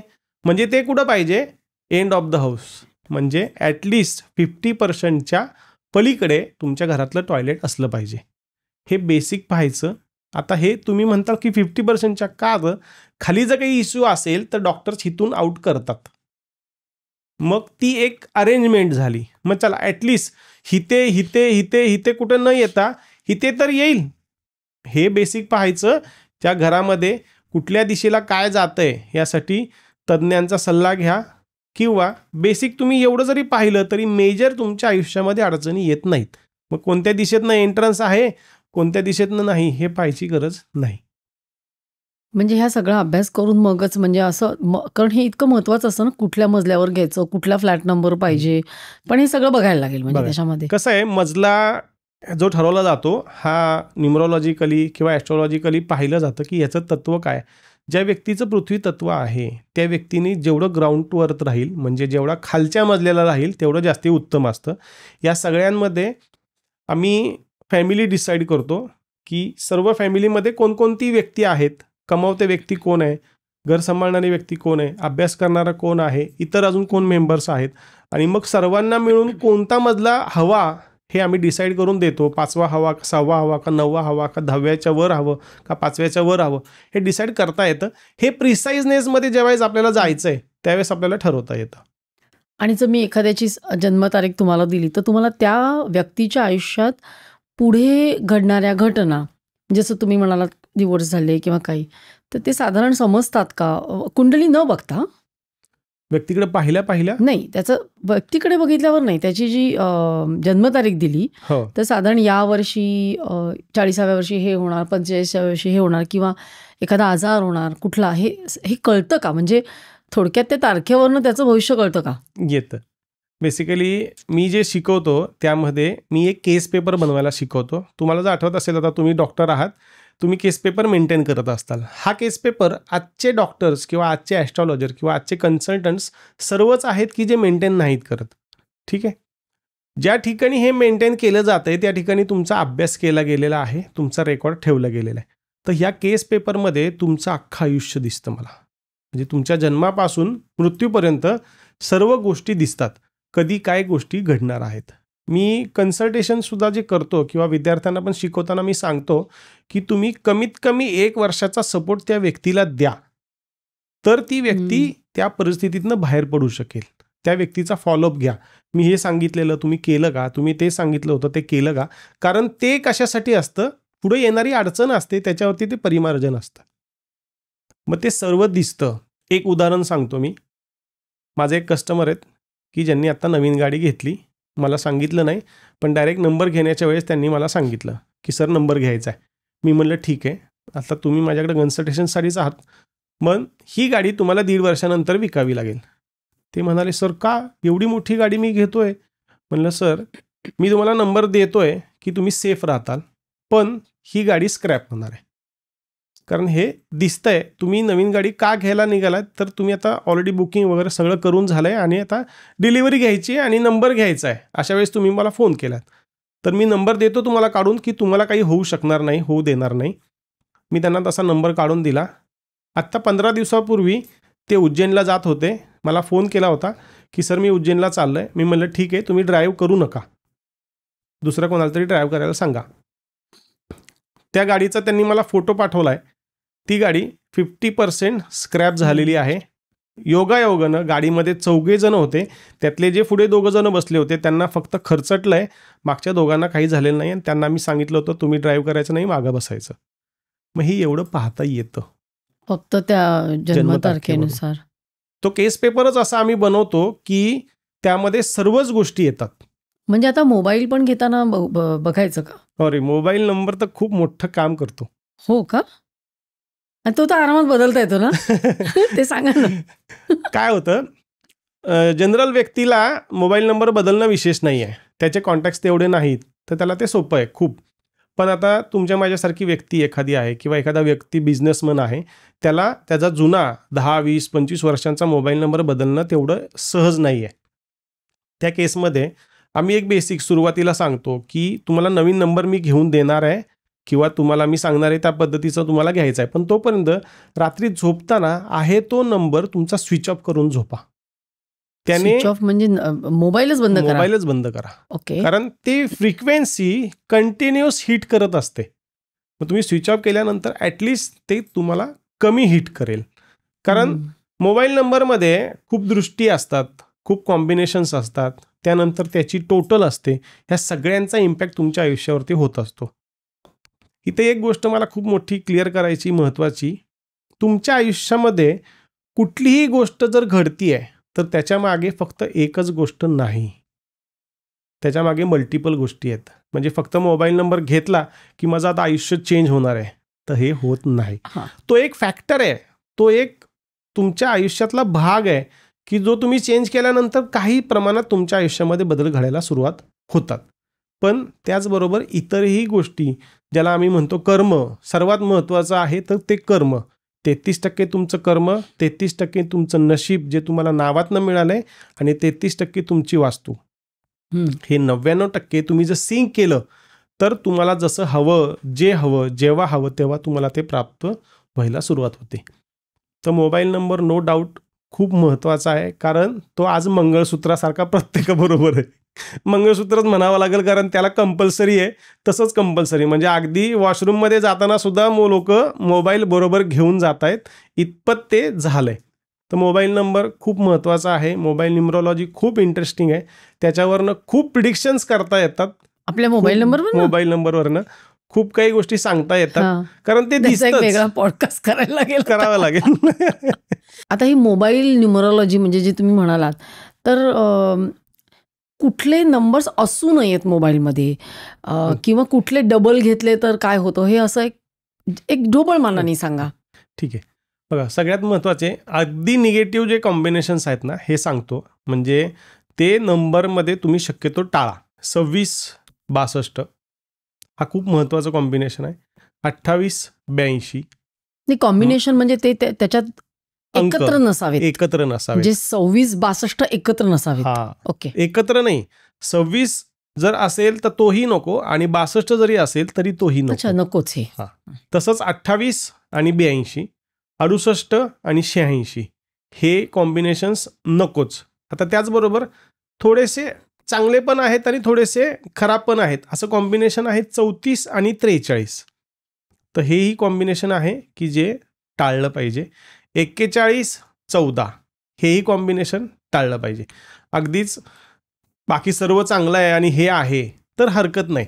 पण ह्याच्यामध्ये या सर्व कॉम्बिनेशन बरोबर किंवा दृष्टियुगक सगळं पाहिलं, याच्याबरोबर तुम्ही जर तराजूमध्ये एक साईड टाकली अख्ख्या मोबाईल नंबरची, तर दुसऱ्या तराजूमध्ये त्याची टोटल हे बॅलन्सिंग करणं खूप गरजेचं आहे. आणि ही टोटल त्यांच्या जन्मतारखेला त्यांच्या कामाला सुटेबल असली पाहिजे, हे खूप महत्वाचं आहे. हा, म्हणजे एक ढोबळमानाने जो नंबर आहे त्याची बेरीज करायची आणि ती आपल्या जन्मतारखेशी मॅचिंग पाहिजे, सिंक्रोनाइज आहे का हे चेक करायचं. आणि एखादा नंबर आपण डबल घेतला म्हणजे 11, 22 तर ते चांगलं असतं का? चालतं, पण तुमचं काम काय आहे ते खूप महत्वाचं आहे. म्हणजे काय? आता थोडक्यात तुम्ही आपण पॉडकास्ट करतोय म्हणजे काय, तर हे मीडिया रिलेटेड आपण काम करतोय. मग तुमच्याकडे 6, 5 जे तुम्हाला चालणारे अंक आहेत, 3 हे जर मल्टिपल टाइम असतील 1 तर चालतील. पण मग तुमच्याकडे त्या ठिकाणी 4 आला, 8 आला तर तुमच्या काय कामाचा, 7 आला काही कामाचा नाही. म्हणून तुम्हाला काय गरजेचं आहे, थोडक्यात काय तुमच्या शरीराला काय गरजेचं आहे ते तुम्ही खाताय, तसंच आहे तुम्हाला काय करायचंय, मग त्यासाठी काय गरजेचं आहे असा मोबाईल नंबर घेणं किंवा अशा पद्धतीचे कॉम्बिनेशन्स घेणं, मग रिपीटेड नंबर्स असो किंवा अजून इतर काही असो, ते सगळं करणं गरजेचं आहे. म्हणजे साधारण एक कुठल्या प्रोफेशनमध्ये कुठला नंबर जर डबल आला तर त्याला गती मिळते. आता सोशल मीडिया सर पाहायला गेलं तर सोशल मीडियाला आपल्याला नंबर 1 हवा, कारण तो तुम्हाला कनेक्टिव्हिटी देतो, सोशल कनेक्शन्स तुम्हाला किंवा तुम्हाला रीच देतो. त्यानंतर 4 नंबर जो तुम्हाला टेक्निकॅलिटी देतो, जे तुमच्या टीममध्ये कुठेतरी असला पाहिजे किंवा तो टीम मेंबर 4 नंबरचा असला पाहिजे. त्यानंतर 5 नंबर तुमच्या कम्युनिकेशनचा आहे, खूप महत्त्वाचा आहे. 6 नंबर ग्लॅमरचा आहे, तुमचा सोशल मीडियाशी रिलेटेड आहे, तो हवा आहे. आणि 9 नंबर हे सगळं जाऊन मॅनेजही झालं पाहिजे, लॉंग टर्मही चाललं पाहिजे. तर हे नंबर्स महत्त्वाचे आहेत. आता हे झालं आपलं वैयक्तिक आयुष्यातलं, पण जर आपण जगाकडे बघितलं किंवा आपल्या देशाकडे जर आपण बघितलं तर ज्या काही दुर्घटना घडल्या, म्हणजे विमानाचं झालं, पहलगाम अटॅक झाला, तर 2026 साल न्यूमरोलॉजीच्या हिशोबाने आपल्यासाठी कसं असेल, विशेषतः भारताला? मला खूप महत्त्वाचा प्रश्न वाटतो हा. थोडंसं सर्वांनी, मी काही गोष्टी सांगतो तर लिहून घ्या, कारण ह्या पॉडकास्टच्या माध्यमातून मला लोकांपर्यंत हे पोहोचवायचं आहे की 2025 हा ट्रेलर होता, 2026 हा खूप मोठा पिक्चर आहे. इनफॅक्ट मी असं म्हणेल की 2032 पर्यंत आपण पृथ्वीवरती खूप काही अशा घटना घडून जाणार आहेत की ज्यामधून आपल्याला सावरायचं आहे.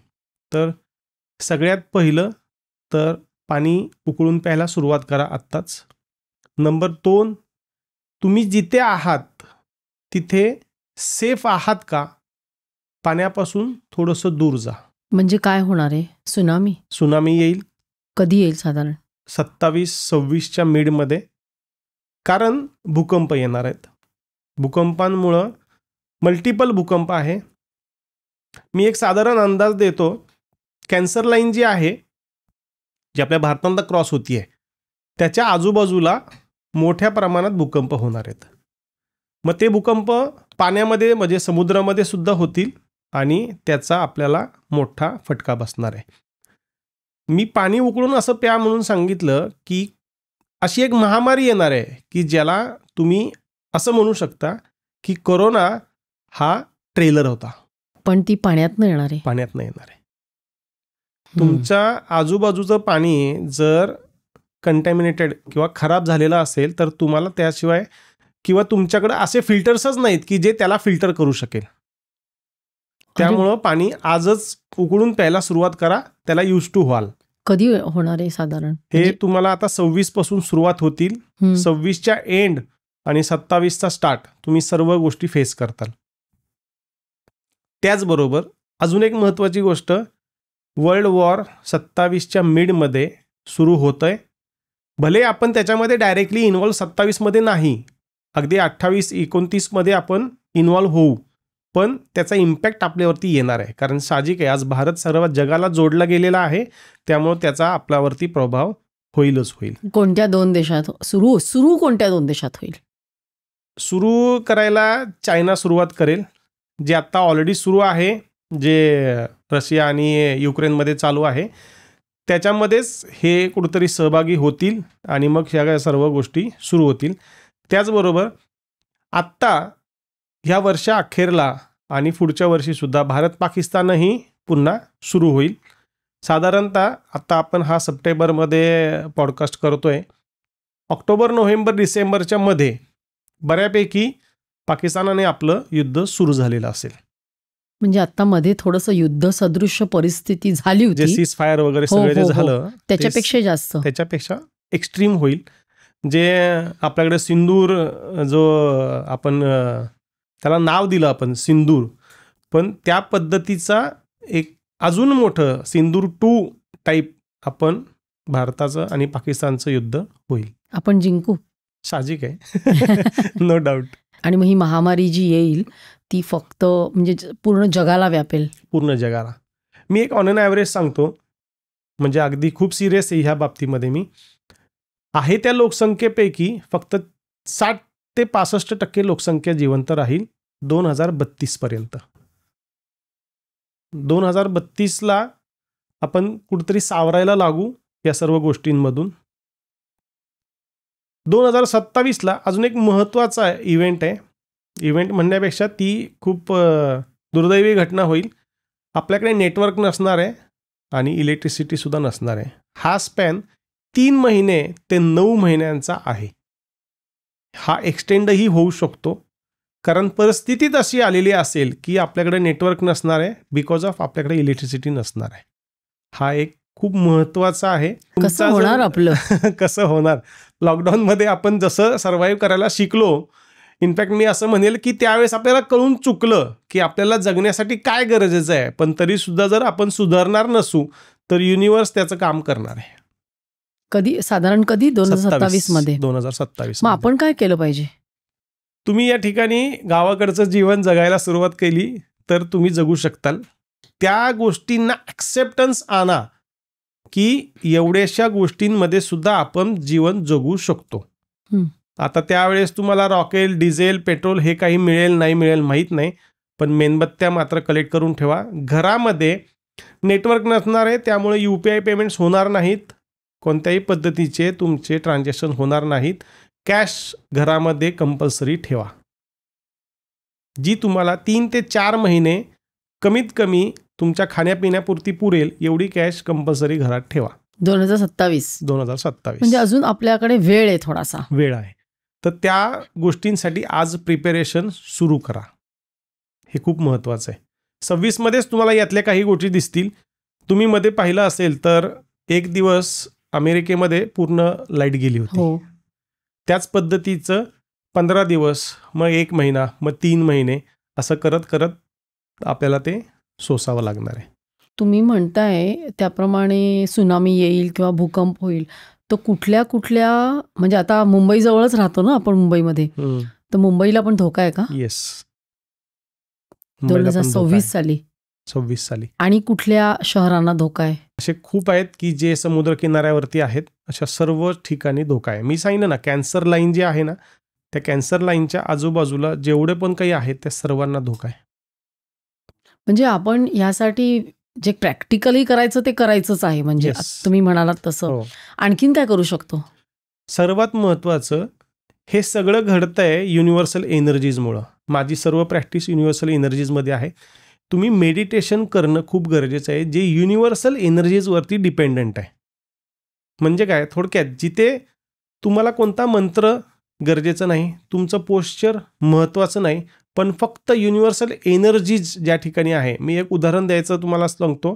तर रेकी हे एक युनिव्हर्सल एनर्जी आहे. अशा पद्धतीचे खूप सारे मेडिटेशन्स आहेत की ज्याच्यामध्ये युनिव्हर्सल एनर्जीज इन्व्हॉल्ड आहेत किंवा त्याचा इम्पॅक्ट किंवा त्याची गरज त्यामध्ये भासते. अशा पद्धतीचे मेडिटेशन्स करणं खूप गरजेचं आहे. आणि आता तुम्ही म्हणालात साधारण 60% लोकसंख्या नाहीशी होणार, 60% शिल्लक राहणार, म्हणजे साधारण 30-35% लोक जातील. कशाने महामारी जातील? आणि वर्ल्ड वॉर या सगळ्यांमध्ये तेवढी जनता म्हणजे मी एक टेंटेटिव्ह आकडा सांगितला आहे, कदाचित हा वाढूही शकेल, हा कमी होऊ शकेल, पण ज्याचं त्याचं कर्म आहे. याच्यामध्ये अजून एक गोष्ट खूप महत्त्वाची आहे, ज्याच्यावरती गुरुचा वरद हस्त आहे किंवा जो गुरुला मानतो, जो गुरुच्या आज्ञेचं पालन करतो, ज्याच्यावरती गुरुचा आशीर्वाद आहे, अशा व्यक्ती खूप पुढे जाऊन, कारण साधारणतः सतयुग आता लागेल असं एक अंदाज आहे, 2030 अंक 3 जसं मी सांगितलं गुरुचा, तर तिथे सगळं जे आहे ना हे त्या पद्धतीचं होईल सुरू. त्यामुळं गुरुचा आशीर्वाद खूप महत्त्वाचा आहे. ज्यांना सर्व्हाइव्ह करायचंय त्यांच्यासाठी तरी कमीत कमी महत्त्वाचं आहे. आपण ना असं बऱ्याचदा बघतो ना की मोबाईलवर किंवा घड्याळात असे काही नंबर्स दिसतात ज्याला लोक एंजल नंबर्स म्हणतात, म्हणजे 1111, 9922. तर ते काय त्याचं महत्व आहे? हे जे कॉम्बिनेशन्स तुम्हाला दिसतात ना, काही जणांना 10-10, 11-11 किंवा मल्टिपल नंबर्स दिसतात. बरेच जण याला एंजल नंबर वगैरे असं काही म्हणतात आहे, म्हणजे ते शास्त्र आहे, एक्झिस्ट करतं. पण मी एक बेसिक गोष्ट सांगू इच्छितो. मी जेव्हा क्लासेस घेतो ना त्यावेळेस सिलेक्शन करतो. जनरल असे कोणालाही माझ्याकडे ॲडमिशन मिळत नाही. तर तिथे हा फॅक्टर खूप रिलेटेबल आहे की त्यांना सतत अंक दिसत आहेत का, कुठले काही कॉम्बिनेशन दिसत आहेत का. कारण त्या अंकांचं आणि त्यांच्या आयुष्यात पुढे घडणाऱ्या घटनांचं एक रिलेशन असतं.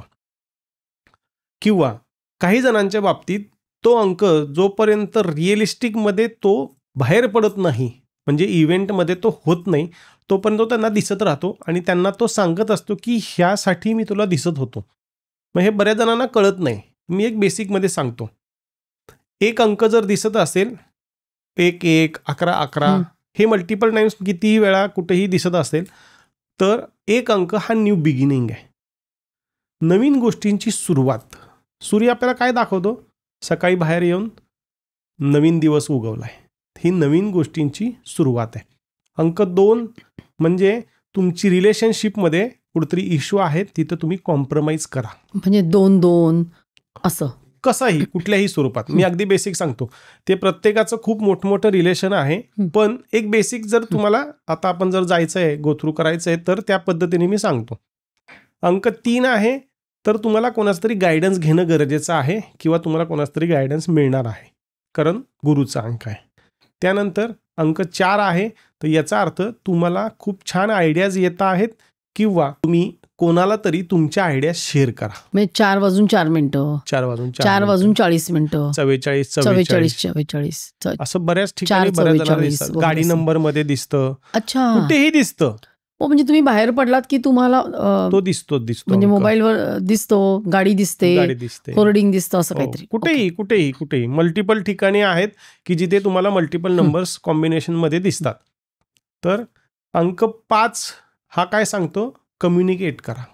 तुमच्याकडे ज्या आयडियाज आहेत त्या कम्युनिकेट करा, तुम्ही सांगा, तुम्ही शेअर करा, तुम्ही जास्तीत जास्त लोकांपर्यंत ही गोष्ट पोहोचवा. हा, म्हणजे मला कधी कधी 5-55 वगैरे दिसतं. हा, मग तुम्ही ते सांगा की तुम्हाला त्यावेळेस तुम्हाला काहीतरी आयडिया आलेली असते किंवा त्याच्या अगोदर काहीतरी आयडिया आलेली असते, ती तुम्ही शेअर केली की तुम्हाला त्याचं काहीतरी प्रॉफिटेबिलिटीमध्ये किंवा चांगल्या गोष्टीमध्ये कन्व्हर्जन होणार आहे.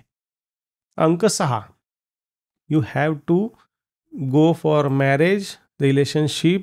आयदर तुम्हाला काहीतरी मोठा आजार होतोय किंवा होणार आहे, तर तुम्ही त्याचं पहिलं परिमार्जन करून घ्या. ही ते फॅक्टर्स मल्टिपल आहेत.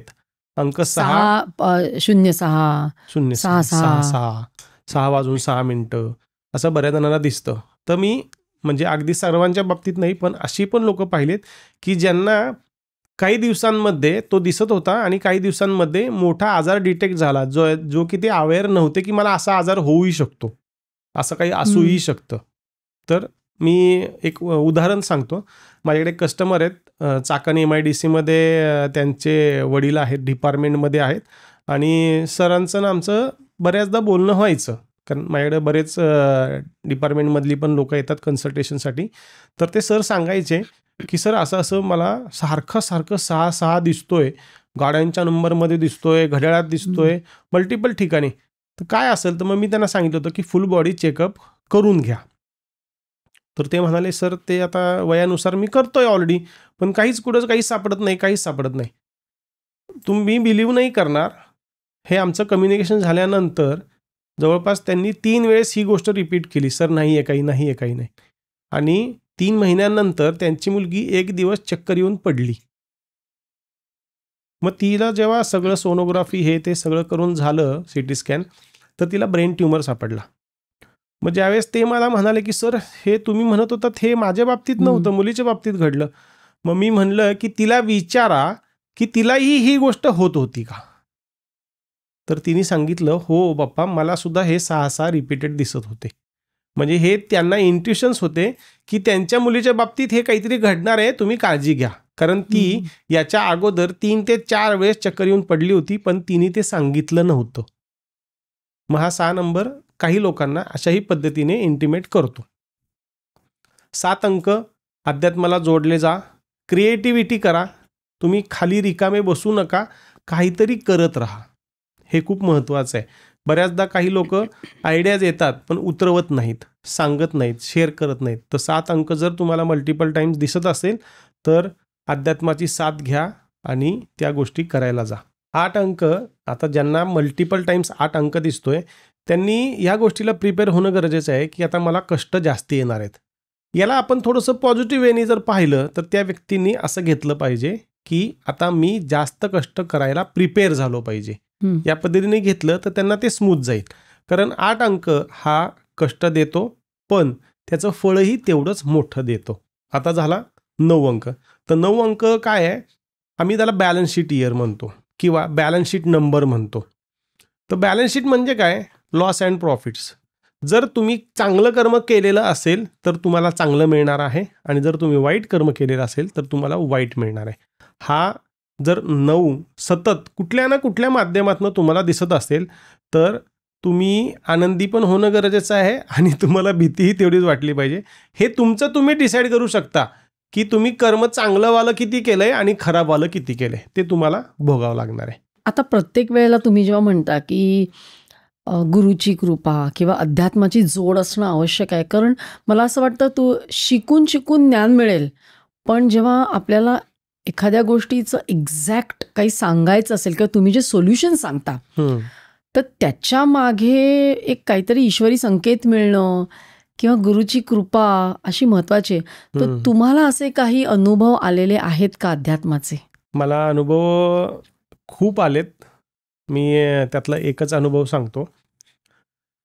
मी दरवर्षी 2 वेळेस ऋषिकेशला जातो. त्याच्यामागं कारण आहे की मी कन्सल्टेशन्स करतो. म्हणजे कोणीही कन्सल्टंट जर कन्सल्टेशन करतो तर तो त्याची पॉझिटिव्हिटी देतो असतो आणि कस्टमरची निगेटिव्हिटी घेत असतो. तर ती रिलीजही होणं खूप गरजेचं आहे. मग गंगा स्नान असो, मिठाच्या पाण्याने आंघोळ असो किंवा तपश्चर्या असो.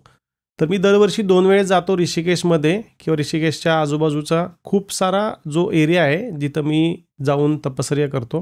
गुफा आहेत बेसिकली तिथे.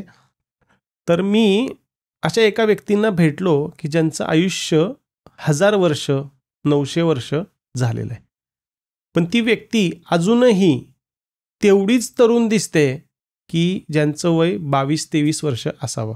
आता ती व्यक्तीचं नाव मी डायरेक्टली घेत नाही. महाअवतार बाबाजी. महाअवतार बाबाजी. काय होतं, बऱ्याच लोकांना विश्वास बसत नाही, पण ही गोष्ट तेवढीच सत्य आहे. आणि तेव्हापासून म्हणजे ही गोष्ट आहे 2012 मधली. त्यानंतर त्यांनी फक्त मला सांगितलं की तू मार्गदर्शक हो. बाबाजींनी तुम्हाला सांगितलं. आणि तुम्हाला कसे भेटले ते? मी जेव्हा मेडिटेशनला, माझी रेग्युलर एक सवय होती मला, म्हणजे आज कन्सल्टेशन करतोय म्हणून असं नाही, पण जुन्या काळी सुद्धा म्हणजे बऱ्याच वर्षांपूर्वी सुद्धा मी रेग्युलर जातो.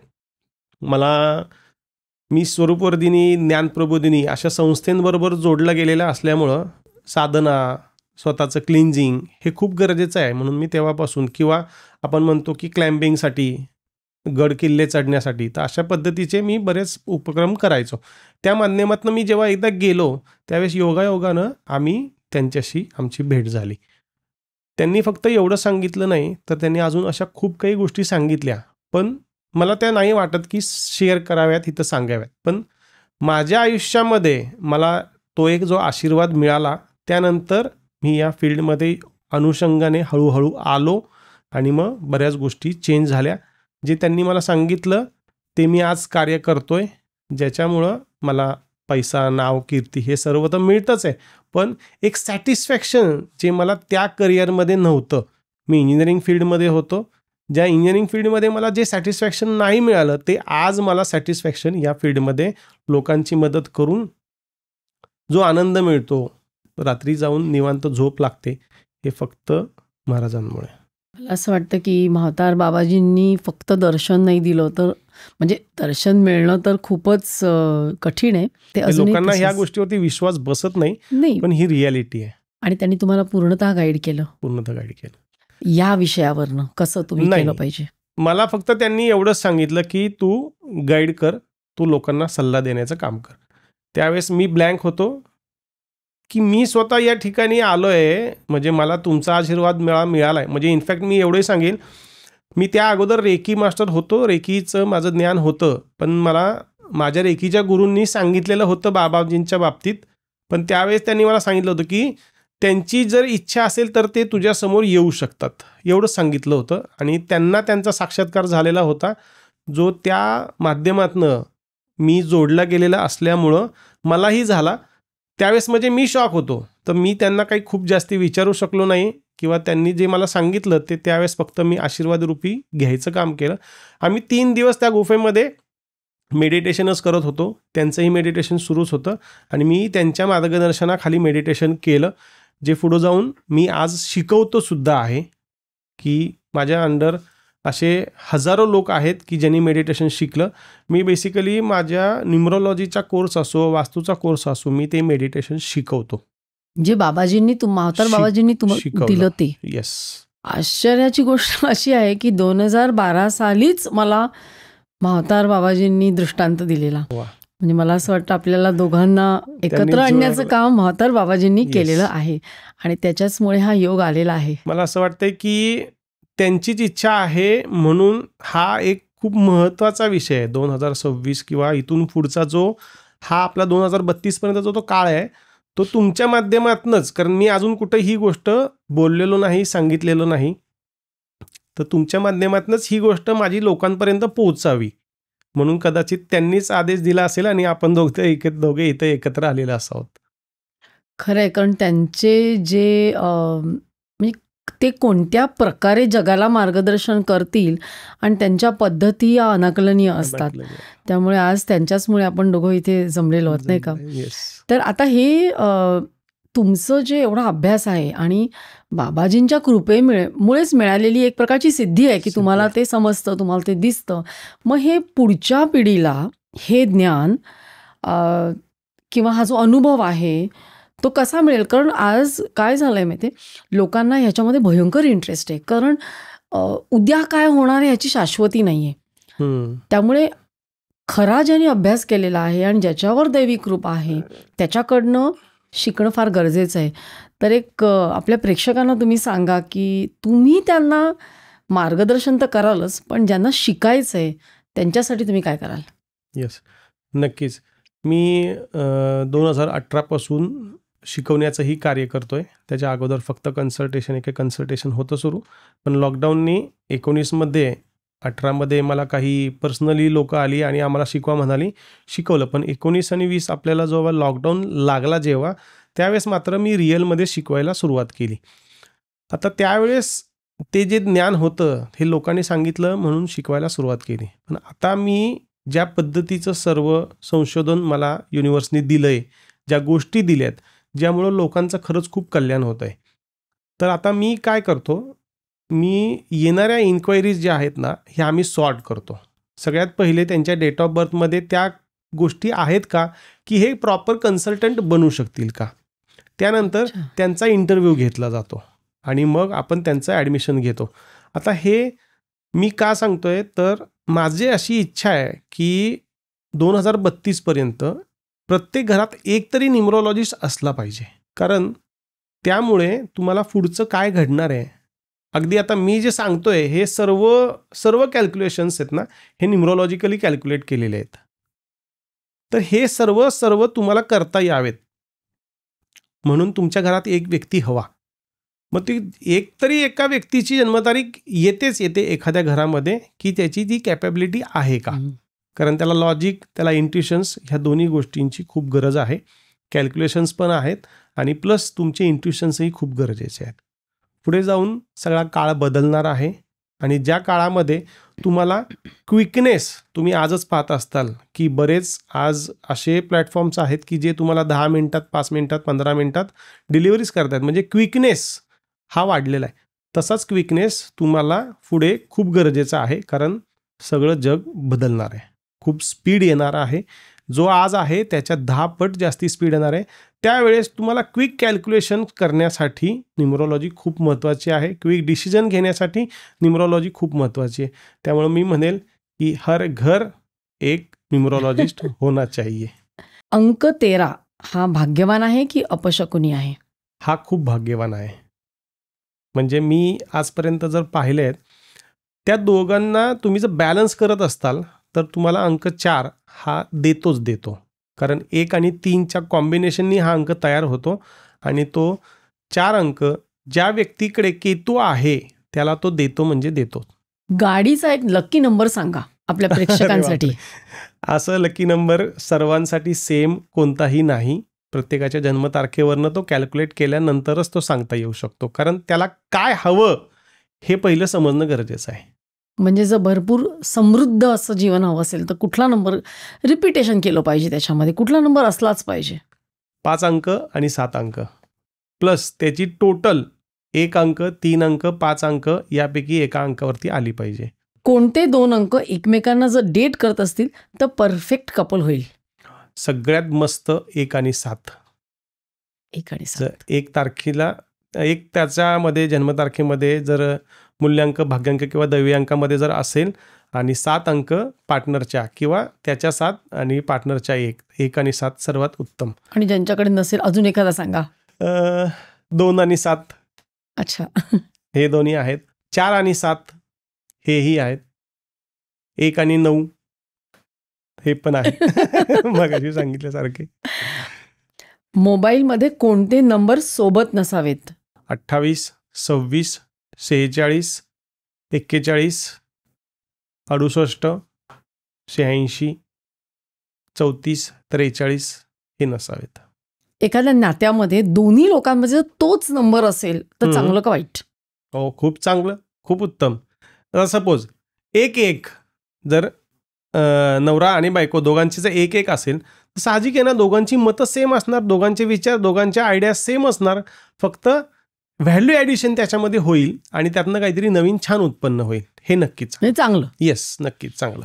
आता जर एक वेगळा प्रश्न, गाडीचा रंग कोणता घ्यावा? हो, आवा बघा, गाडीचा रंग जनरली नंबर्सच्या हिशोबाने जेव्हा पाहायला जातो ना, तर मी सर्वांना व्हाईट कलर रिकमेंड करतो. बिकॉज बघा, गाडी तुम्ही घेताय हा एक लक्झरी आयटम आहे किंवा ती एक भौतिक सुखामध्ये जाते. मग 6 अंक याचा जो कलर आहे हा व्हाईटसुद्धा एक कलर आहे की जो 6 अंकाला रिप्रेझेंट करतो. तर ती तुम्हाला गाडी अजून जास्त अर्थ तुम्हाला प्राप्ती करावी किंवा तुमची गाडी फेमस व्हावी, तुम्ही बिझनेससाठी घेत असताल तर व्हाईट गाडी सर्वात उत्तम. आणि काळी? काळी सर्वांना चालत नाही. ज्यांच्या डेट ऑफ बर्थमध्ये त्या गोष्टी आहेत त्यांनाच फक्त रिकमेंड केलं जातं. माझी काळी आहे. तुमच्या डेट ऑफ बर्थनुसार तुम्हाला काळं चालतं. आता शेवटचा, हा पॉडकास्ट कधी रिलीज करावा? 2 वेळ देतो मी. तुम्ही सकाळी किंवा संध्याकाळी, रात्री, दोन्हीपैकी एक वेळ तुम्ही मेंटेन करा. सकाळी 9:06 किंवा रात्री 9:06. म्हणजे सगळे पॉडकास्ट त्यावेळेला रिलीज करायचे? हा युनिव्हर्सल. पण फक्त हे सर्व काहीसाठी ना? ब्रह्ममुहूर्त. हा सर्व काहीसाठी ना फक्त? हो, सर्व काहीसाठी नाही आहे. हा तुम्हाला सोशल मीडियावरती जर चांगलं तुम्हाला व्ह्यू मिळावा. शेवटी काय आहे, सोशल मीडियावरती आज तुमच्या व्ह्यूवरती सगळा खेळ आहे. तर छान व्ह्यू मिळावा म्हणून 9:06, मग सकाळी असो किंवा रात्री असो, हा उत्तम वेळ आहे. आणि सर्व काहीसाठी एक उत्तम नंबर काढा. बघा, तुमच्या डेट ऑफ बर्थनुसार तुमच्यासाठी 1 अंक हा खूप उत्तम आहे. तुमच्यासाठी 1 म्हणजे तुमचा सूर्य, कारण तुम्ही 9-3-7चं कॉम्बिनेशन आहे. तर 9-3-7ला सांभाळणारा कोण आहे तर तो 1 आहे. 1 अंक तुमच्यासाठी उत्तम आहे. तर आज खूप छान तुम्ही माहिती दिलीत आणि पुढचं पण बरंच काही सांगितलं, याचा आपल्या प्रेक्षकांना उपयोग होईलच. पुरुषोत्तमजी, तुम्ही इकडे आलात त्याबद्दल खूप खूप धन्यवाद. आणि मला खात्री आहे बरेच प्रेक्षक तुम्हाला या विषयावर प्रश्न विचारतील आणि मार्गदर्शन घेतील. Thank you very much. थँक्यू. हरिओम. हरिओम. तर प्रेक्षको, आज पुरुषोत्तमजींनी आपल्याला अतिशय सुंदर आणि महत्त्वाची अशी माहिती दिली. तुम्हाला जर काही प्रश्न असतील, तुमचे काही विचार असतील किंवा तुमच्या काही प्रतिक्रिया असतील तर त्या आम्हाला जरूर कळवा. तुम्हाला जर न्यूमरॉलॉजी शिकण्यामध्ये इंटरेस्ट असेल तर तुम्ही त्यांना कॉन्टॅक्ट करू शकता. त्यांचे कोर्सेस अवेलेबल आहेत आणि त्यांचे बरेच स्टुडंट्स आहेत जे आज न्यूमरॉलॉजीची प्रॅक्टिससुद्धा करतायत. हा एपिसोड तुम्हाला नक्की आवडला असेल. जास्तीत जास्त लोकांपर्यंत शेअर करा, लाईक करा आणि सबस्क्राईब करायला विसरू नका. पुन्हा भेटूया पुढच्या वेळी असाच एखादा खास विषय घेऊन, अशाच एखाद्या खास गेस्टबरोबर सर्व काहीमध्ये.